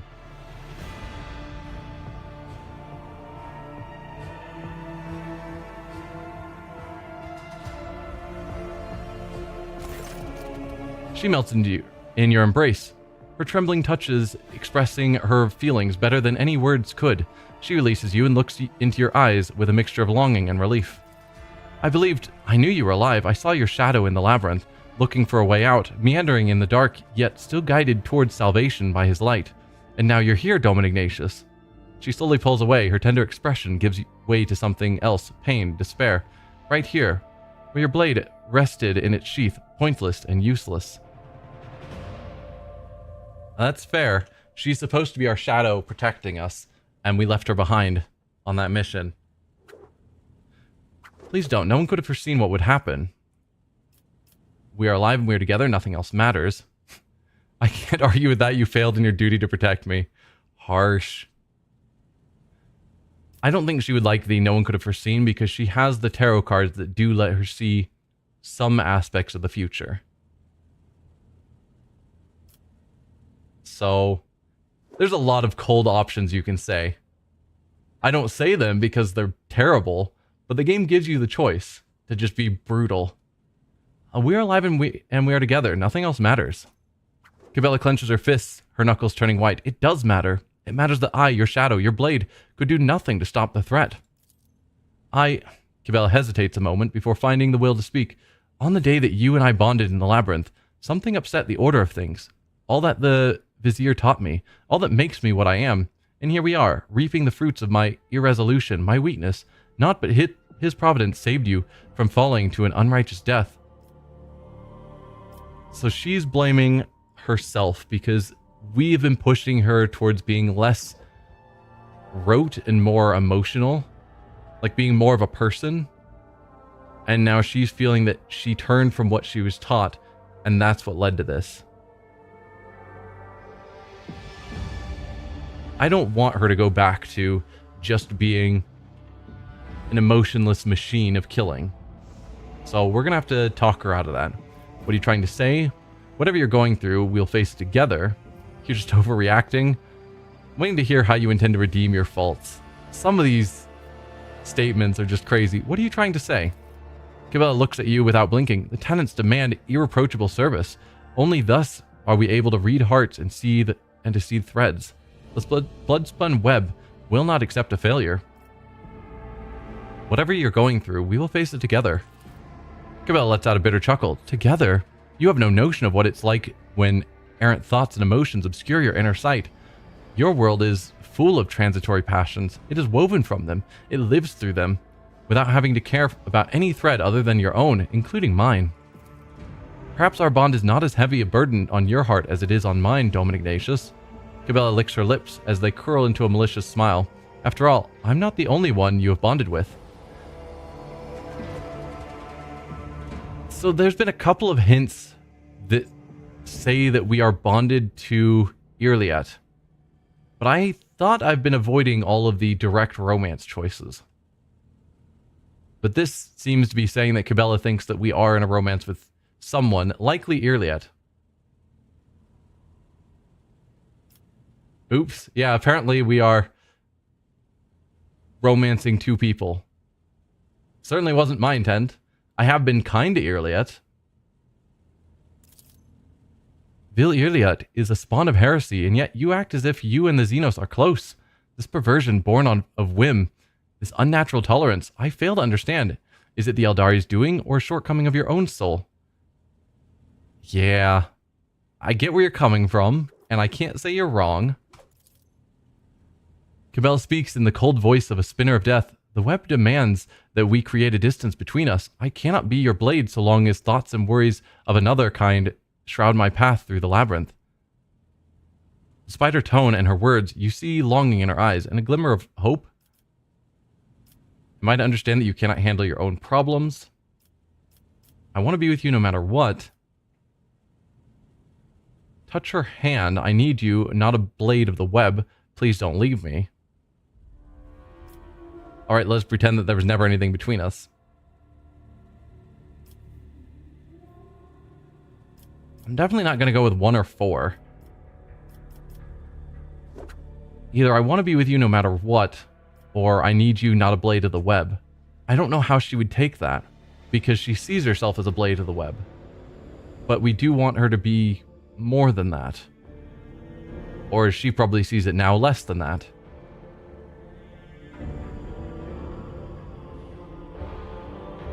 I mean, I wish there was an option to be like, hey, we're not romancing Irliet. She's part of my crew. I'm letting her stay here because she's helpful, like all the rest of the members of my crew. But I'm not romancing her. Yeah, we're going to go with the touch her hand. I need you, not a blade of the web. Please, don't leave me. A single touch shatters Cabela's facade of cold aloofness. She lets out a painful moan and interweaves her fingers with yours. Dom Ignatius, I was hoping you'd be stronger than me. I need to be alone to understand who I am with you. Perhaps I should try on a different mask for a time and see how well it fits me. Cabela falls silent. Slowly, as if pushing through water, she withdraws from your arms and turns away. I don't know if that was necessarily a good outcome or not, but it was certainly an outcome.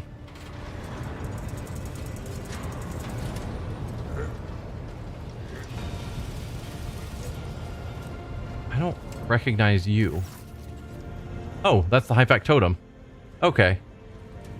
I guess the angle just didn't make it obvious who he was to me for some reason. Oh well.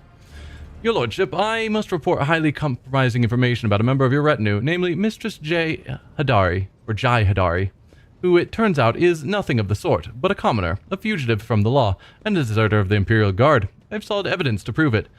Yeah, it's been... A lot of me has suspected that who she claims to be is a lies.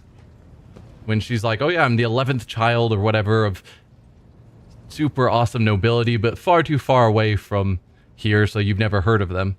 It felt very like Aladdin to me, where he's just like, I'm a prince of a place you've never heard of.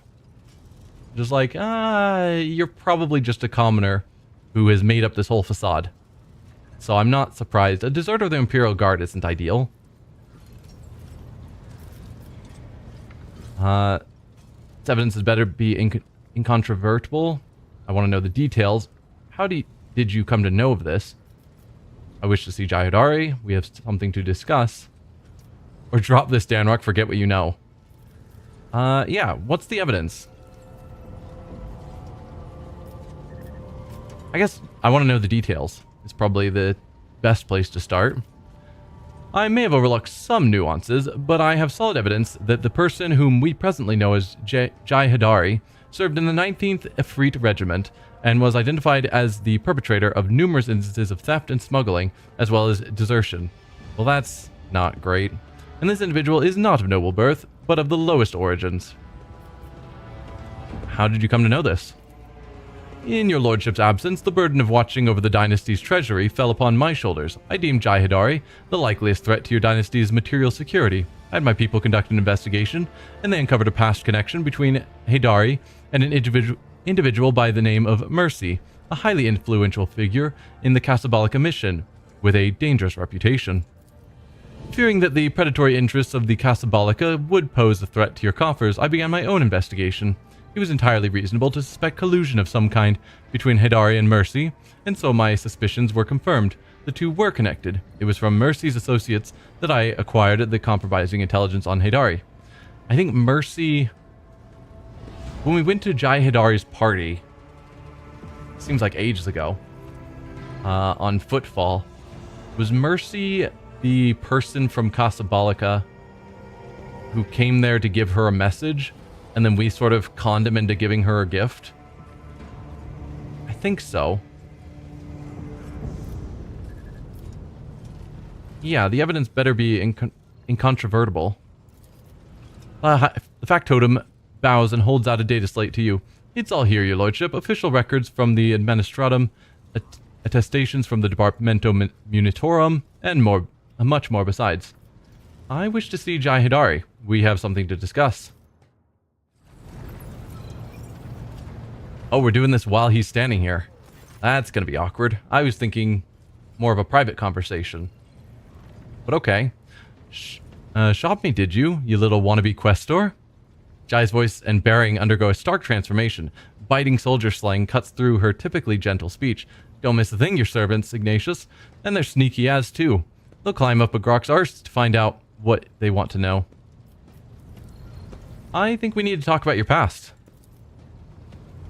Only if this scum slings his hook. Jai nods at the now much paler Danrock. Okay, so we are going to get a private conversation. Your lordship, ask away. I'll tell it like it is. I'm not going to try to wriggle out of it. With a weary sigh, Jai gives you a hard stare. So tell me your real story. So what do you want to hear, Shireen? A children's tale about a beautiful princess? A ballad about a queen of thieves? How about a new story, Shireen? Once upon a time, there was a little girl who lived on a sand-covered lump of rock, and the core of that rock contained untold riches for servants of the Imperium. The girl scraped out those riches with her little hands, breaking her back and coughing up her lungs, on behalf of people who had never clapped eyes upon her, and who would never know her name. She did this every day until she turned 16, and then... Jai cringes at her own words, and with all the crudeness of a veteran soldier, spits on the floor.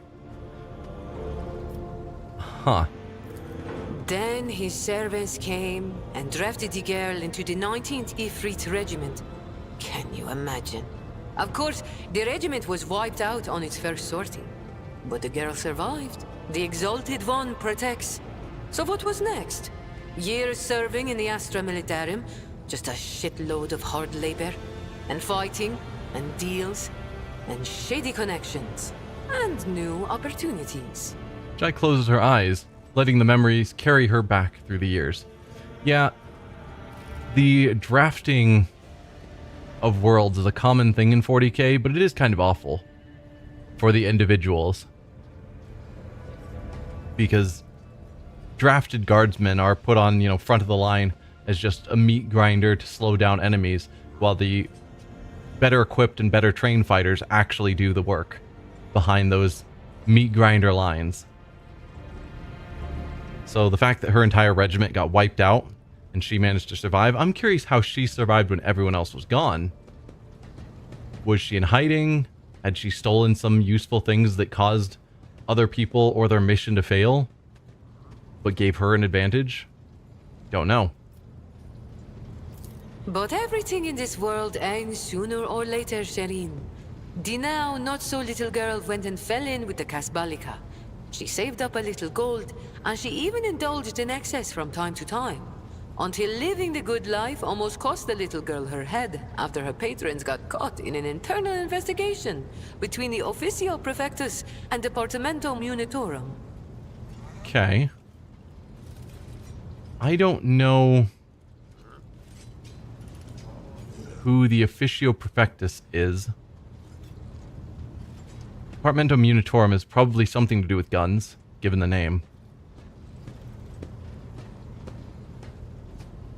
By this point, you were out of the guard, because you're fell in with the Casablanca. So I assume you're not in the guard at this point. You're living probably on football? Just trying to put together all of the details. Auditors? It could be. Yeah.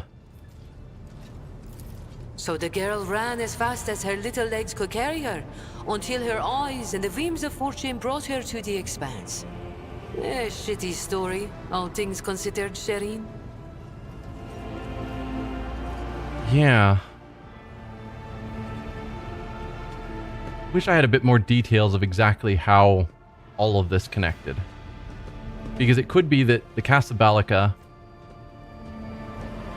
it's a crime syndicate based out of Footfall, but maybe...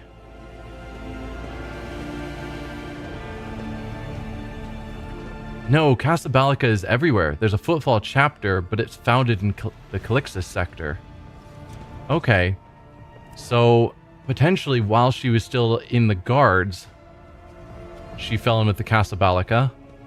I didn't realize it was that big. I thought it was just a local crime gang here in the Koronus Expanse. So potentially she's still a guard at this point, but helping out the Casablanca. That's probably the robbing, thieving in the guard that the High Factotum mentioned, which eventually may have led to auditing. And so she ran and eventually got to the Expanse. And then probably rejoined the Casablanca here on Footfall.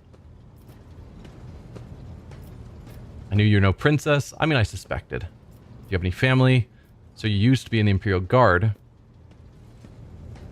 Where did you learn to read and write? Interesting question.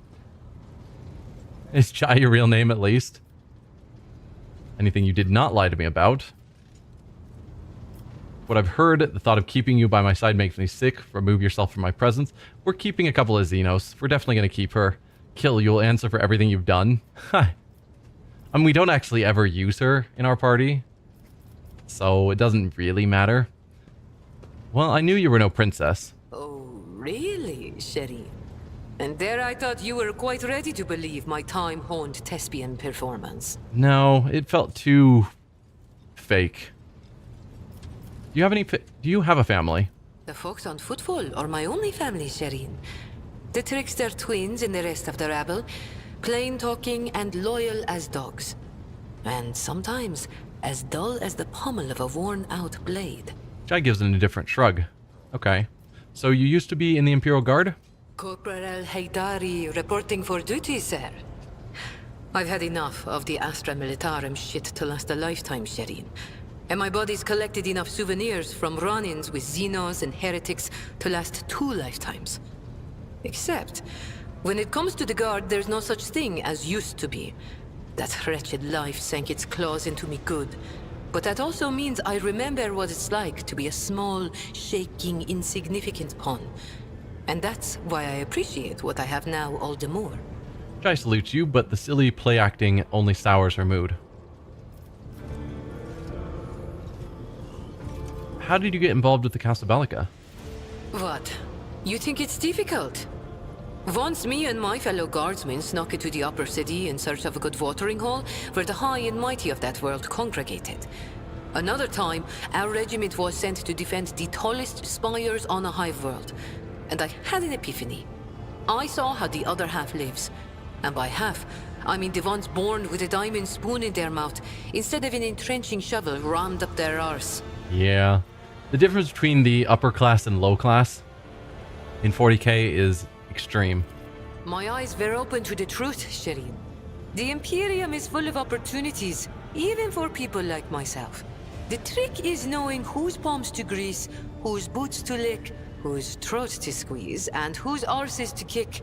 I was very popular with everyone in the Guard Command, you see. I'd procure things for them, whatever they wanted. And so the Casablanca took notice.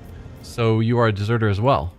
You know, Shireen, I could still be bouncing around from one world to another, holed up on tired old ships with only venal grunts for company, if I hadn't decided I wanted more for my life. I accepted a shipment from the Casablanca of certain chemicals. You know, for carnal pleasures and the like. Some bigwig was throwing a party to celebrate his 5th decade in the service.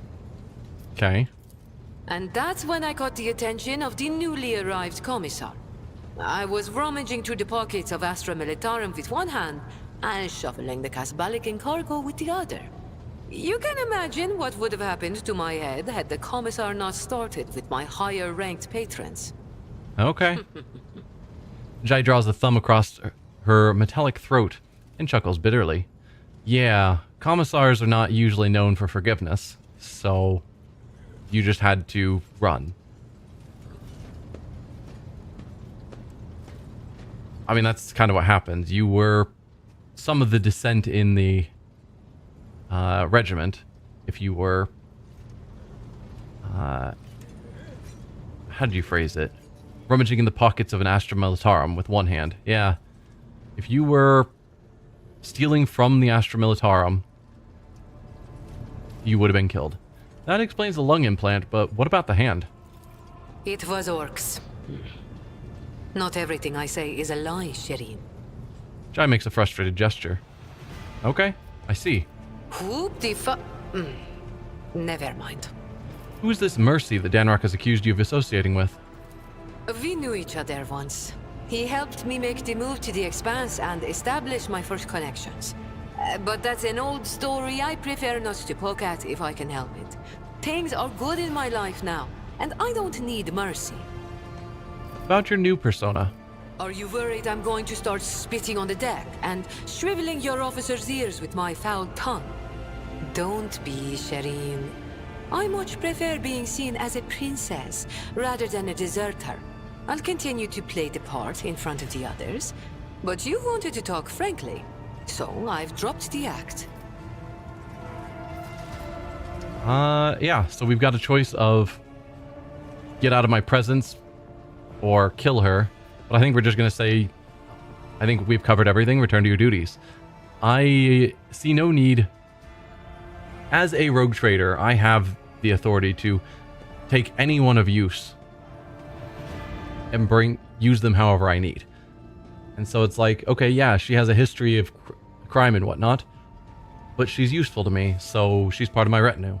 And the fact that, yeah, the Astra Militarum probably wants her to suffer or be killed or whatever for desertion and theft doesn't really matter because she's of use to a rogue trader. So I think we've covered everything. Return to your duties. Sir, yes, sir. Your lordship, Shireen. I'll be here, all primed and ready to go. Jai's lips curl into a faint smile now that the seal of silence that has shackled them for years has finally been broken. Danrock adjusts his jacket before addressing you. Now then, Lord Captain, shall we get to business? We have a number of items to go over. The Expanse is in flames, your lordship. Squadrons of and smaller groups of despicable Drukhari raid our systems. The cult of the Final Dawn has emerged in full force, wreaking havoc everywhere. We've heard rumors of the fall of Santiel's pride, House Corda's world, an outrageous sacrilege, given how abundant and inexpensive Promethium is there. Yeah, that's the world that we heard the sun had been stolen just recently. Strife has broken out between House Winterscale and House Corda. Chaos reigns everywhere. Only the esteemed Lord Inquisitor is trying to fight it, concentrating all available forces at footfall to draw them into a fist that will smash the rampant heretics and xenos vermin. What kind of xenos are attacking the Expanse? I assume it's mainly Drukhari. Drukhari, your lordship. Their squadrons, both large and small, are invading the Expanse, unleashing carnage on planets, taking captives by the thousands and attacking ships. It is as if something has poked their nest, if you will, and now they are lashing out. Yeah, I might have poked a bit of a nest. Sorry. How fare the worlds of my dynasty? The heretics' malicious acts make it difficult to maintain astropathic contact with the colonies. The cult of the Final Dawn strikes everywhere, and their sleeper agents are active on every planet.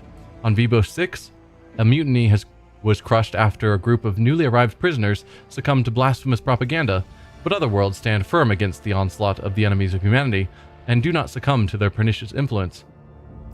So Xavier Calcazar is leading the defense. Exactly. The esteemed Lord Inquisitor Calcazar has declared himself Warden of the Koronus Expanse and issued orders to requisition troops. He has made Footfall his base of operations, as it was the most logically convenient point.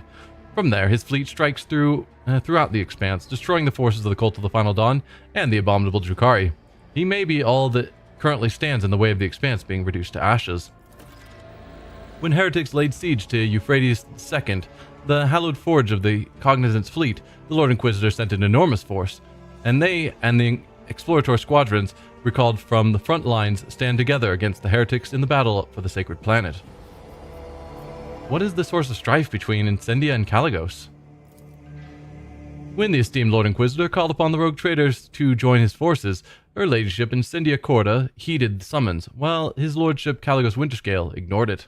Rumor has it that his refusal was defiant in manner, and served as a pretext for Lady Corda to declare war on House Winterscale. Yeah, so Lady Corda, from what we saw, is extremely dogmatic. And Winterscale is somewhere between iconoclast and heretical. I don't know if he actually goes to heresy, like that level, but he was just like, oh yeah, I basically ignored all of my duties as a rogue trader because I enjoy going hunting. And it's like, what? Just his love of violence and hunting and bloody sport feels like it could be reaching towards the chaos god of, blood for the blood god, skulls for the skull throne. I don't know. Or maybe he's just not caring about his duties. Hard to say at this point, but it's understandable that Lady Corda, being very dogmatic, would be upset by him. Winterscale's ships are being hunted and his worlds occupied under the pretense of compelling them to submit to the Imperial Creed. Surprisingly, for all of his love of fighting, Winterscale is in no hurry to defend his domain. According to intercepted astropathic messages, he and his retinue are currently on Quetzal Temur hunting down a Xenos fleet, Eldari by all appearances. So he's ignoring his worlds to hunt Xenos because he just loves fighting, and she's occupying his worlds to try and get them back in line with the Imperial Creed. Cool. Is there anything else I should know? The factotum lowers his head in thought. There have been other minor developments. If you so wish, I will gladly bring you up to speed on the bridge. I would not want to take any time away from this occasion. Thank you for your report. Lord Captain, Abelard bows his head. Allow me to make a request, a personal one. While you were away, the choirmaster received an astropathic message from Dargonus. It concerns my family. The Rosarians have been accused of treason against House von Valancius. What? How is that possible? Or your family have shown their true colors at last? No. How is that possible? I cannot comprehend it. The seneschal shakes his head helplessly. The Rosarians have served the rogue trader dynasty loyally for generations. This is hard to admit, but the news has come as a crushing blow. The accusations were leveled by or on behalf of the drive stems. We don't trust the drive stems. He was a bit sketchy. The governing house. Under normal circumstances, the investigation would not have required your involvement, and my entire family would have been... But being of noble stock, the Rosarians are entitled, under an ancient custom, to petition for a rogue trader's personal protection once in a generation. Your personal protection, Lord Captain. Abelard raises his gaze to you. Do not deny us that honor, I implore you. Abelard, what if your family is guilty? Tell the choirmaster to send a message to Dargonus saying, I will personally take part in this investigation. Or, I'm sorry, Abelard, I refuse to offer House Rosarian my protection. Abelard, what if your family is guilty? Then the traitors will accept their due punishment. I have never relied on my position as an immunity guarantee, and I will not even try to sway your decision, as long as it is fair and balanced. All right, tell the choirmaster to send a message to Dargonus saying, I will personally take part in the investigation. Abelard breathes a sigh of relief and seems to grow an inch or two taller. It will be done, Lord Captain.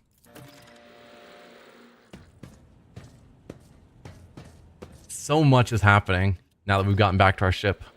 Adira hurriedly enters his study, shuffling and hunching her shoulders. She looks haggard. There are bags under her eyes, her hair is disheveled, and her hands quiver slightly every few moments. With some effort, she focuses her eyes on you and forces a crooked smile. Thank you for agreeing to hear me out, Lord Captain. Here's the deal. After all that happened recently, the voices in my head suddenly flared up and started gabbling worse than before. Don't get the wrong idea, I'm handling them just fine, but I think I know of a way I can get them to settle down a bit. I keep having the same vision over and over again. I'm walking down a corridor, and there's this door at the end, and I just know that right behind that door is blissful silence. All I've got to do is reach out and open it. So I touch it with my fingers. I can feel the cold, rough metal, and then I suddenly snap out of it, and always find myself staring at a wall in some compartment or other. I look behind me, and all the doors on the way are open, but I have no memory of how I got there. That's not sounding good. Particularly when she described... We told her what hearing voices was like for her, like her divination, and she described it as a door that she opens just a tiny crack so that she can hear the whispers on the other side, because if she opens it too far, she'll go mad to the noise. For her to have a dream repeatedly saying she needs to find a door that if she opens it, she's sure it'll give her silence. It's like, Plus, she's already lost herself to chaos once, where a demon with the appearance of Theodora commanded her to do something. I don't remember. It brought a bunch of demons that we had to fight our way through, and everyone was telling me to just kill her. But we gave her another chance because that's how I roll. And now she's having a bunch of visions and wanting to just open up the door, whatever door it is.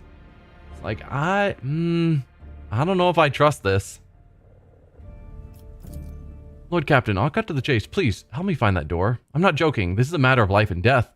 My gut tells me it's my last chance to deal with my powers, and if I don't... She trails off. Before I make my decision, I have questions to ask you.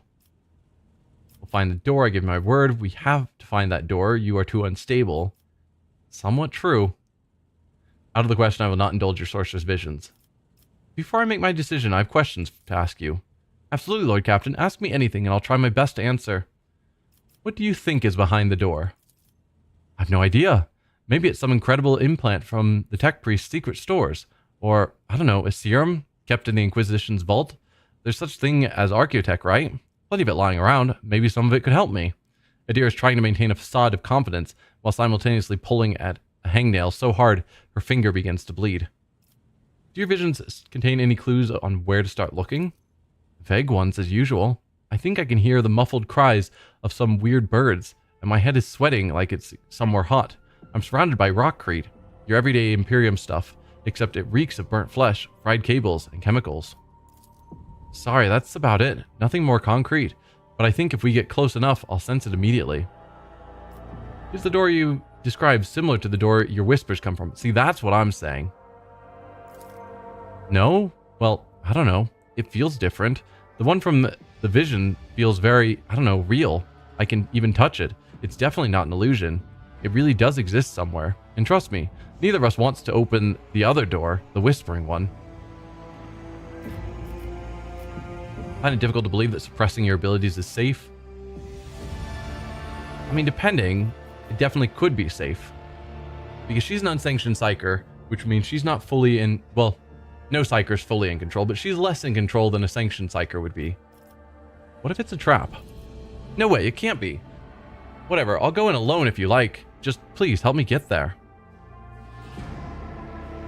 I'm gonna say this just to see what the dialogue goes. The question seems strange, or I guess statement. I find it difficult to believe that suppressing your abilities is safe.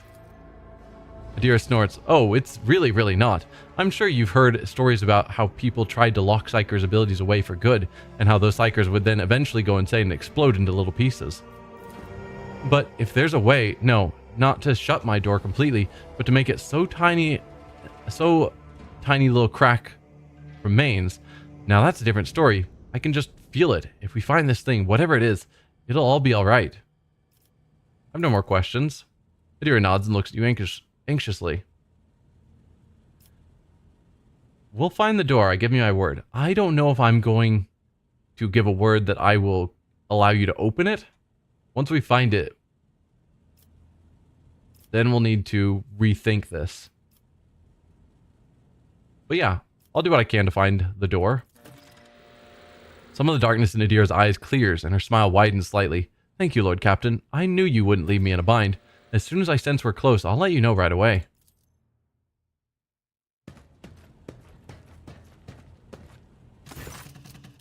The Exalted One blesses the House of Von Valencius for your largesse of spirit, Shireen, and thank you for deigning to speak with me. Jai turns unusually hesitant, now tentatively choosing the words that only a moment ago rolled off her tongue in an uninterrupted cascade. Here's the thing, Shireen. My network of trade representatives has been stretched a little too thin recently. Like a chiffon dress on a whore. Supplies are all over the place. Orders aren't being filled. Clients are kicking off, and not without reason. The revenue's plummeting.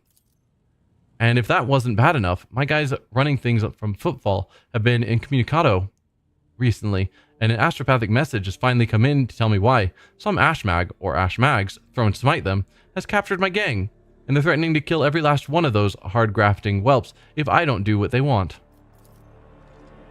And they only want one thing, my mercantum tabula officiale, in exchange for my gang's lives. Jai tosses her thick mane of hair and grits her teeth, looking more vicious than you have ever seen her. But I'm not giving up my certificate for anything, and nor am I going to leave my guys high and dry. That's why I'm begging for your help and protection, Shireen. If I have to step into a cage of hyenas, I'd rather do it with a lion at my side. Tolman did not say who sent the message. Shireen, you know yourself that all this astropathic chit-chat is nothing but a stream of images, thoughts and intentions, nothing concrete. But I don't need the name of this sender. I already know it. I can smell Falco's stench all over this, or else it's the Vladim's doing. This is just that damned Ashmag style. Aji, take him. Could be a bluff. It's probably not. If she's not hearing from her people, then likely they are captured. It could, Shireen, but I've been missing the familiar stench of the docks and darling Octi and her bar, and even the stony gaze of the Exalted One that watches over you wherever you are on footfall. I'm homesick, you see? The tender smile vanishes from Jai's face, leaving a nakedly bleak expression behind. The Exalted One helps those who help themselves, Shireen, and I don't want to risk the lives of my people. Why should I help you? It seems you have reached the limit of your abilities. That's harsh. When we reach Footfall, I'll help with your associates. I've had enough of your problems, Jai. Deal with them yourself. When we reach Footfall, I'll help your associates. I look forward to that day, Shireen, and praise be to the Exalted One for bestowing such a miserly portion of haughty indifference upon your heart.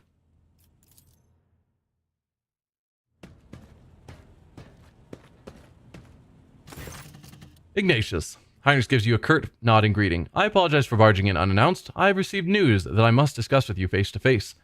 Yeah, it sounds like the Inquisition's got a lot going on, and I am all for helping. So just tell me how I can help. You may recall that I mentioned that Achilles, Heinrich pauses before continuing, that Achilles Scalander was transferred into my remit by a colleague. The colleague in question has contacted me. She requires my immediate assistance. Who is this colleague? How did you circumvent me and acquire the information from the astropathic message? It's a fair question. Who is this colleague? Heinrich hesitates for a moment before answering. Emelina Leichenthart, sage to the Lord Inquisitor. Tell me more about Emelina. Who is she? An acolyte who was assigned a different range of objectives in the Koronus Expanse. Heinrich trails off, then shakes his head. Don't take me. I'm still trying to hide information from you, even when I'm asking for your help. Emelina is a sage, a unique acolyte of the Inquisition who can absorb huge amounts of knowledge and store it in her own memory, more securely than any data crypt. She entered the Lord Inquisitor's retinue before even I did. Talking to her is a strange experience, but that is barely scratching the surface of who she is. Emelina is an incredible scholar, and an expert on the forbidden and the illicit, and of course, she is a loyal servant to the Golden Throne. You say talking to her is a strange experience. What does that mean? Heinrich locks his fingers and says nothing for a few seconds. Since birth, Emelina has been different from other people. Specialists from the Inquisition enhanced her natural gift of hypermnesia. There are certain procedures that can be done. She creates separate blocks of memory, which she can then lock under a code word or even overwrite with new information. She can organize her mind like a normal person arranges boxes on a shelf. One box might contain information about a recent mission in the Calixus. Another, the latest decrees of the Lex Imperialis, and another, her own childhood memories. This level of compartmentalization might seem somewhat insane to the untrained eye, but it is the price one must pay to turn an ordinary servant into a useful tool of the Inquisition. You said the forbidden and the illicit. What does that entail? Emelina carries knowledge that is forbidden to common servants of the Imperium. She carries this knowledge within herself, as it cannot be entrusted to logs or cogitators. Heinrich frowns. I said before that acolytes of the Inquisition must shoulder a heavy burden, to come into contact with things that can penetrate and corrupt the soul. For sages, this is an especially trying ordeal. Emelina's hypermnesia has been enhanced so that she now remembers everything she sees, however briefly. After many years of service, she has examined and seen enough to become an unrivaled expert in this field. So she has dabbled or seen lots of heretical things, whether chaos or xeno, and she'll never forget it. It's just always there in her mind. That's dangerous. You speak of her with obvious affection. Heinrich's eyebrows lifts. Emelina is a worthy acolyte and an invaluable tool in the Inquisition's arsenal. I admire her talents and traits. Your influence has made Heinrich more callous. I don't know when I accomplished that, but I've seen it a few times. I'm wondering if that hadn't happened, would he admit to having feelings for her or something? You failed to mention Calculator's other agents operating the Koronus Expanse. I mean, that's not terribly surprising. Still ask it. I didn't fail to mention it. I deliberately concealed the information. Divulging the location of the Inquisition's agents could threaten not only the acolytes themselves, but also the results of their endeavors. I mean, we have been hanging out with various heretical people, from a unsanctioned psyker to actual xenos. I don't question him for not giving me directions to where all the Inquisition's agents are. That would be just madness. I believe I have a clear picture of Emelina now. What was her message? Emily's message is incomplete and distorted. It is impossible to make sense of every word. The only thing we know for certain is that an acolyte of the Inquisition is asking me to go immediately to Phaeton 4, a remote planet. In her message, she seems to be requesting either military support or help with an evacuation. But whatever precipitated this request, Emelina would not make it if it wasn't absolutely necessary. I know Rogue Trader has more than enough other matters to deal with. Nevertheless, I would like to officially request the Lord Captain's assistance in dealing with this issue. Heinrich inclines his head. I have no authority to demand anything from House von Valencius, therefore I am confining myself to a request, for the sake of the Koronus Expanse and the Imperium. How did you circumvent me and acquire this information from the astropathic message? The interrogator's eyebrows lift. Lord Captain, the Rogue Trader may be in a position to challenge the Inquisition's authority over their soul, mind, and actions, but a Rogue Trader's astropaths and box officers? Hardly. So, he just told our astropath that if anything came in for inquisitorial channels, he demanded it go to him instead. Fair. Any hint of what exactly is threatening Phaeton 4? I don't know how you're supposed to pronounce that. PHT, Phaeton. Heinrich says nothing for a time, then begins to speak, slowly as though he is fighting against resistance. For the avoidance of leaks, the details of the objective of specific acolytes shall remain a secret. All I can tell you is that the primary threat that Emelina was dealing with in the Koronus Expanse was xenos, and particularly Drukhari raids on distant systems. A sage is ideally suited for gathering data about the chronology of this problem and finding appropriate methods for combating it. Was she the one who had figured out where the Drukhari were next going to attack and was then telling Achilles? Is that how we were getting our info? As for what Emelina is doing on Phaeton 4, specifically, I don't know. I don't even know any details about the world itself, only that there are humans there, so either it has been colonized or a garrison has been established there. The Cult of the Final Dawn has been my top priority here, and my investigation has given me no cause to turn my attention to that planet. If I help you, what do I get out of it? No, we're going to help him. We don't need to ask for bribes or whatever. Are you certain that you are asking for my help for the sake of the Imperium and not because one of your own is in trouble? I don't like that question either. I shall help you. We shall go to Phaeton 4 and put an end to this threat. Heinrich bows. Thank you, Lord Captain. I am confident that this minor deviation from our primary course will help to stem the spread of anarchy in the Koronus Expanse. If only slightly, at the very least, we won't be outflanked. I have already spoken to the navigation crew and provided them with the coordinates of Phaeton 4. We can set course for it as soon as you give the order.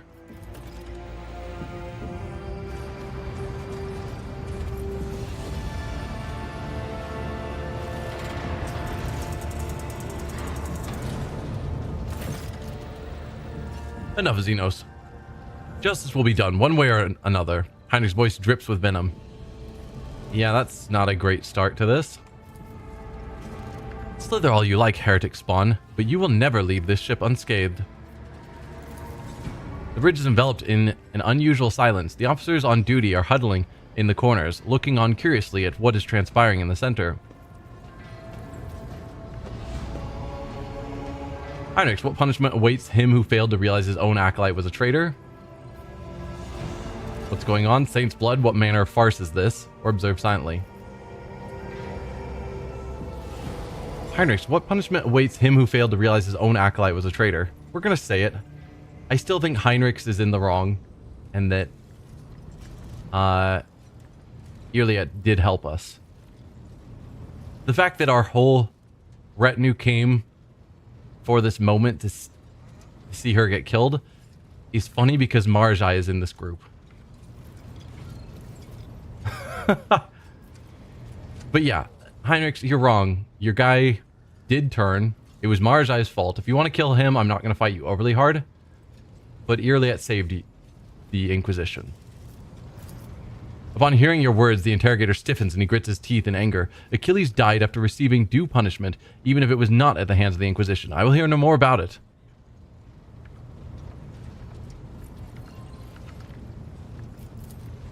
Catching sight of you, the curious crew members dash to their posts, leaving only the senior officers in the middle of the bridge. For how long are you going to tolerate this filth on your ship, Ignatius? This foul traitor who has already dragged you into the darkness once and who almost left your protectorate without its sovereign. Rogue traitor. Heinrich's voice makes your blood run cold. Has Eldari heresy clouded your judgment? Treachery always means death, either for the traitor or the one betrayed. You almost died in Camorra. Your retinue. You know what became of them. Is it not high time that justice was done? Those present nod wordlessly, but do not dare to interfere. Now this is a fine spectacle. The Inhuman gets what she deserves. Let us all watch and laugh. Your wonderful path has led you into a rather thorny situation, cousin. You refused to beg for mercy in Camorra, and now you will have to lick the boots of a Monkey. Silence, Zeno. Your turn will come. His turn should be coming first. Like, he was the one who tortured Achilles to break him into betrayal. She was the one who... I get that they're talking about her betraying us, which got us taken to Camorra.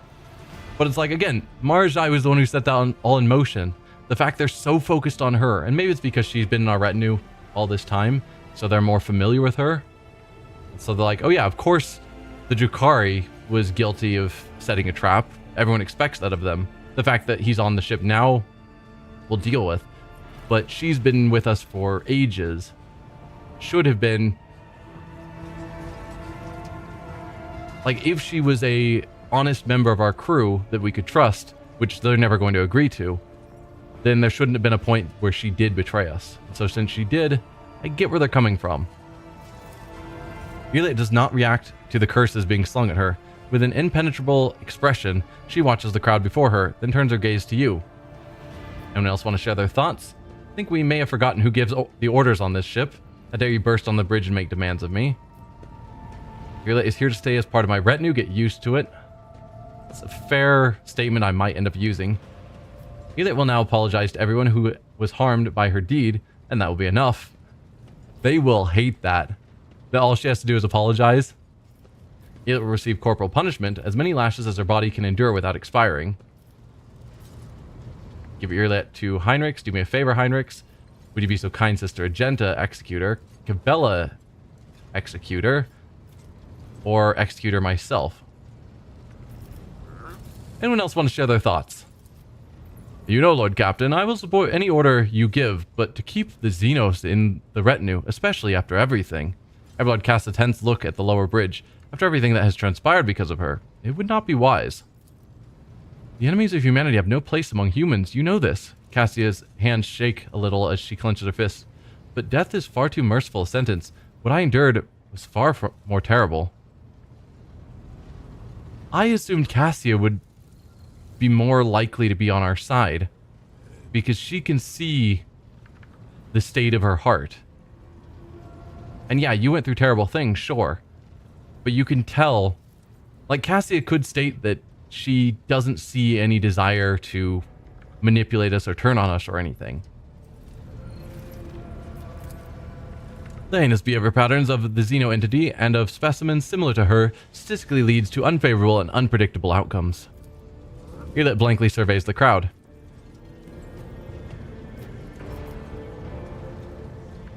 Literally, my entire retinue wants her dead.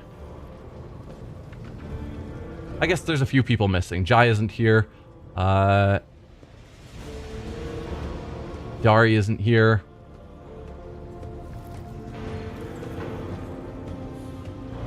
Yeah.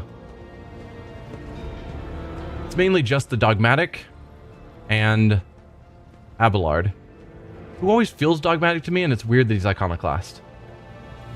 I guess he's kind of iconoclast, but he feels very dogmatic as well.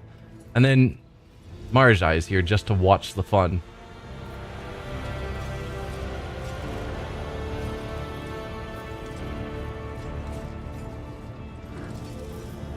None of these are good options.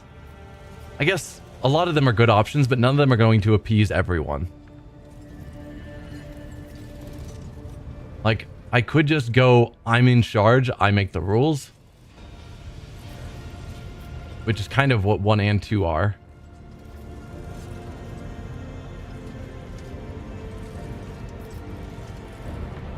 I'm gonna go with 1. It's a bold statement, but I am, even at this point, officially the rogue trader. There was a while there that I was sort of just acting in place, but we've gone through the ceremony. I'm the rogue trader on this ship. They're all part of my retinue. I think you've forgotten who gives orders on this ship. How dare you burst onto the bridge and make demands of me? Heinrich narrows his eyes, disappointed. Deplorable indulgence of the enemies of humanity, rogue trader, and of your own weak will.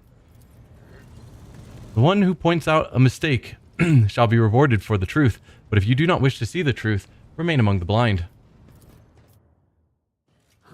Yeah. Everyone present timidly averts their eyes. Speaking up against you definitely was not part of the plan.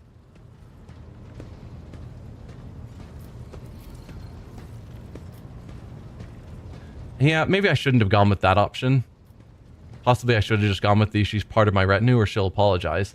Just to be slightly nicer, but I think the end result would be the same. Where they're all going to just be pissed at me because they just wanted to see her dead. I don't think there was an outcome where I could have said anything that would have appeased them. Oh, you're alright. I would never have left you at their mercy. If you shared with them what you shared with me and Kimura, they would surely understand your actions. Maybe they will forgive you. Not all of them, and not right away, but they will. I like that statement. Do you really not care about what happened, or are you trying to conceal your true feelings again? Are you alright? Earlet shrugs uncertainly. Your monkey have had it worse. I will live, and the wounds of my soul will eventually heal. They will live too, but their souls will forever bleed painful memories. If you shared with them what you shared with me and Kimura, they would surely have understood your actions. Earlet shakes her head. Those words were meant only for you, Alantok. You are the only one I can trust with my feelings. Only to you can I bear my mental wounds. We have a special history and a special bond, Ignatius. I do not care about the others. They will forgive you, not all of them, and not right away, but they will. Stop it. You cannot believe that, Alantok. I do not need words of comfort. The words of these monkey do not touch my soul. Only your thoughts matter, yours and mine.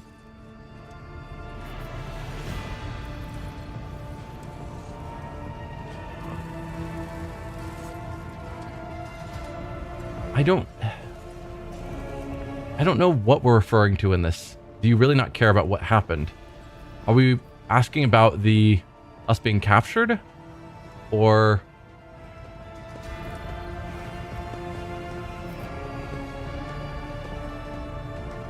I don't know. I'm going to ask it just to get more dialogue, but depending on what we're referring to here, this could come off very harsh.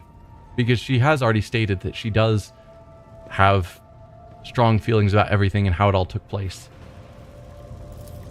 I am sorry that my mistake led anyone along paths to the Dark City. I can see their plan and rage. I understand. But words and pity will not help them. Only time, and perhaps revenge, which will dull their pain for a little while. But you have taken away their chance for revenge, Elendok, and all we can do now is wait. I would have never left you at their mercy. Elliot smiled slightly. Of course not. You are you. Well, it's time to get back to work. Do not leave yet, Elendok. Before you do, answer my question.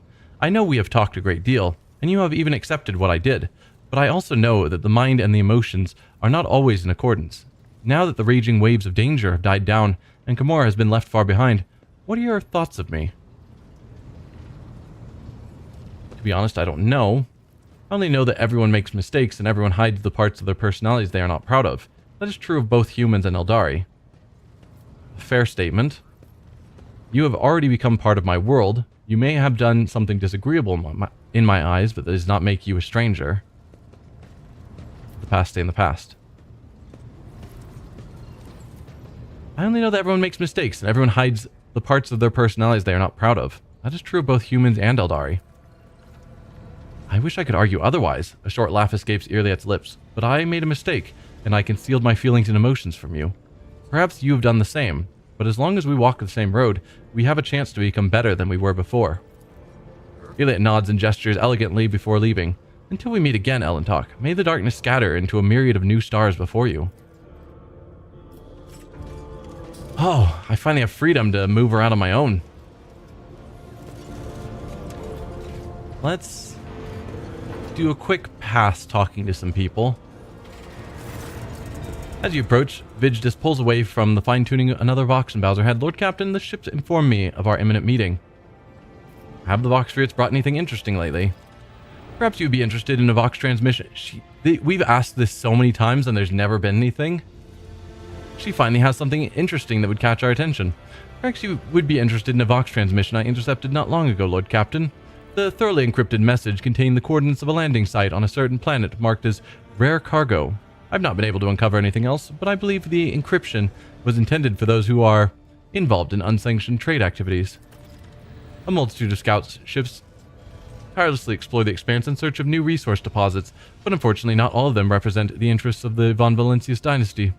I occasionally intercept Vox transmissions from ships prowling in your domain in search of easy loot. An asteroid the size of a small planet has been discovered in the Sotos Tomb system, and the prospectors believe that there may be a wealth of resources hidden under the crust. And the last item for today, a few pilgrims from Footfall who were graciously welcomed aboard have been filling the cruise minds with tales of a world of the Ascended. They say that prayers on a world near the cold star Cineris Maleficum have not ceased for several hundred years. They claim that the God Emperor himself chose this planet and raised all its people to his halls. Viz just coughs over the Vox system's grinding.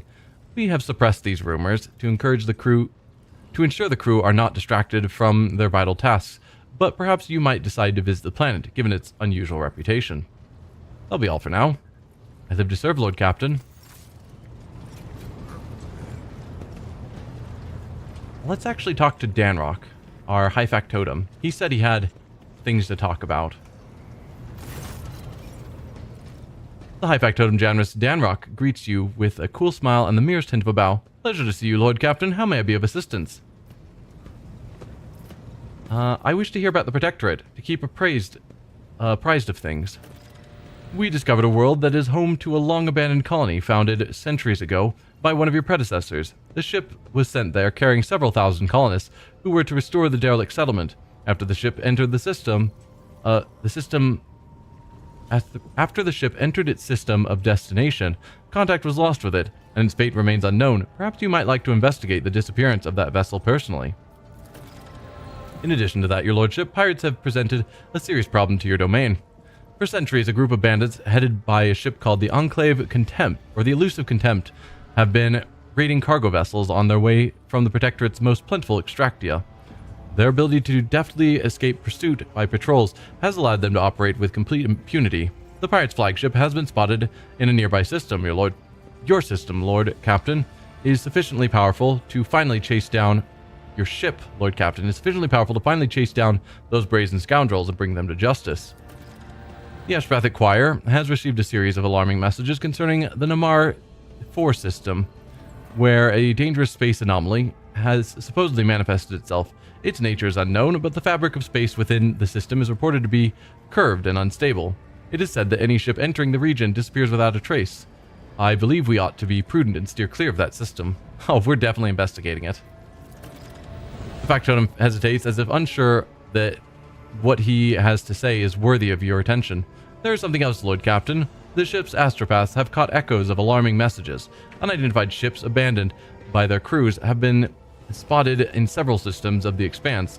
It may only be a rumor, but those who encountered them have gone missing. That is all, your lordship. Enough questions. I shall await your instructions, Lord Captain. Alright. I think this is where I'm going to call the stream today. It's a few minutes earlier than we would normally end, but I think it's fine. It's a reasonable stopping point. Next time, we're going to start out with probably talking to our entire crew. Maybe even going to some of the other compartments and talking to some people in there, just to see anything that might have happened on the ship during this time. And then we'll finally head out and see what's changed on the Koronus Expanse map. But that's for next time. Thank you all for watching, and I will see you then. Bye.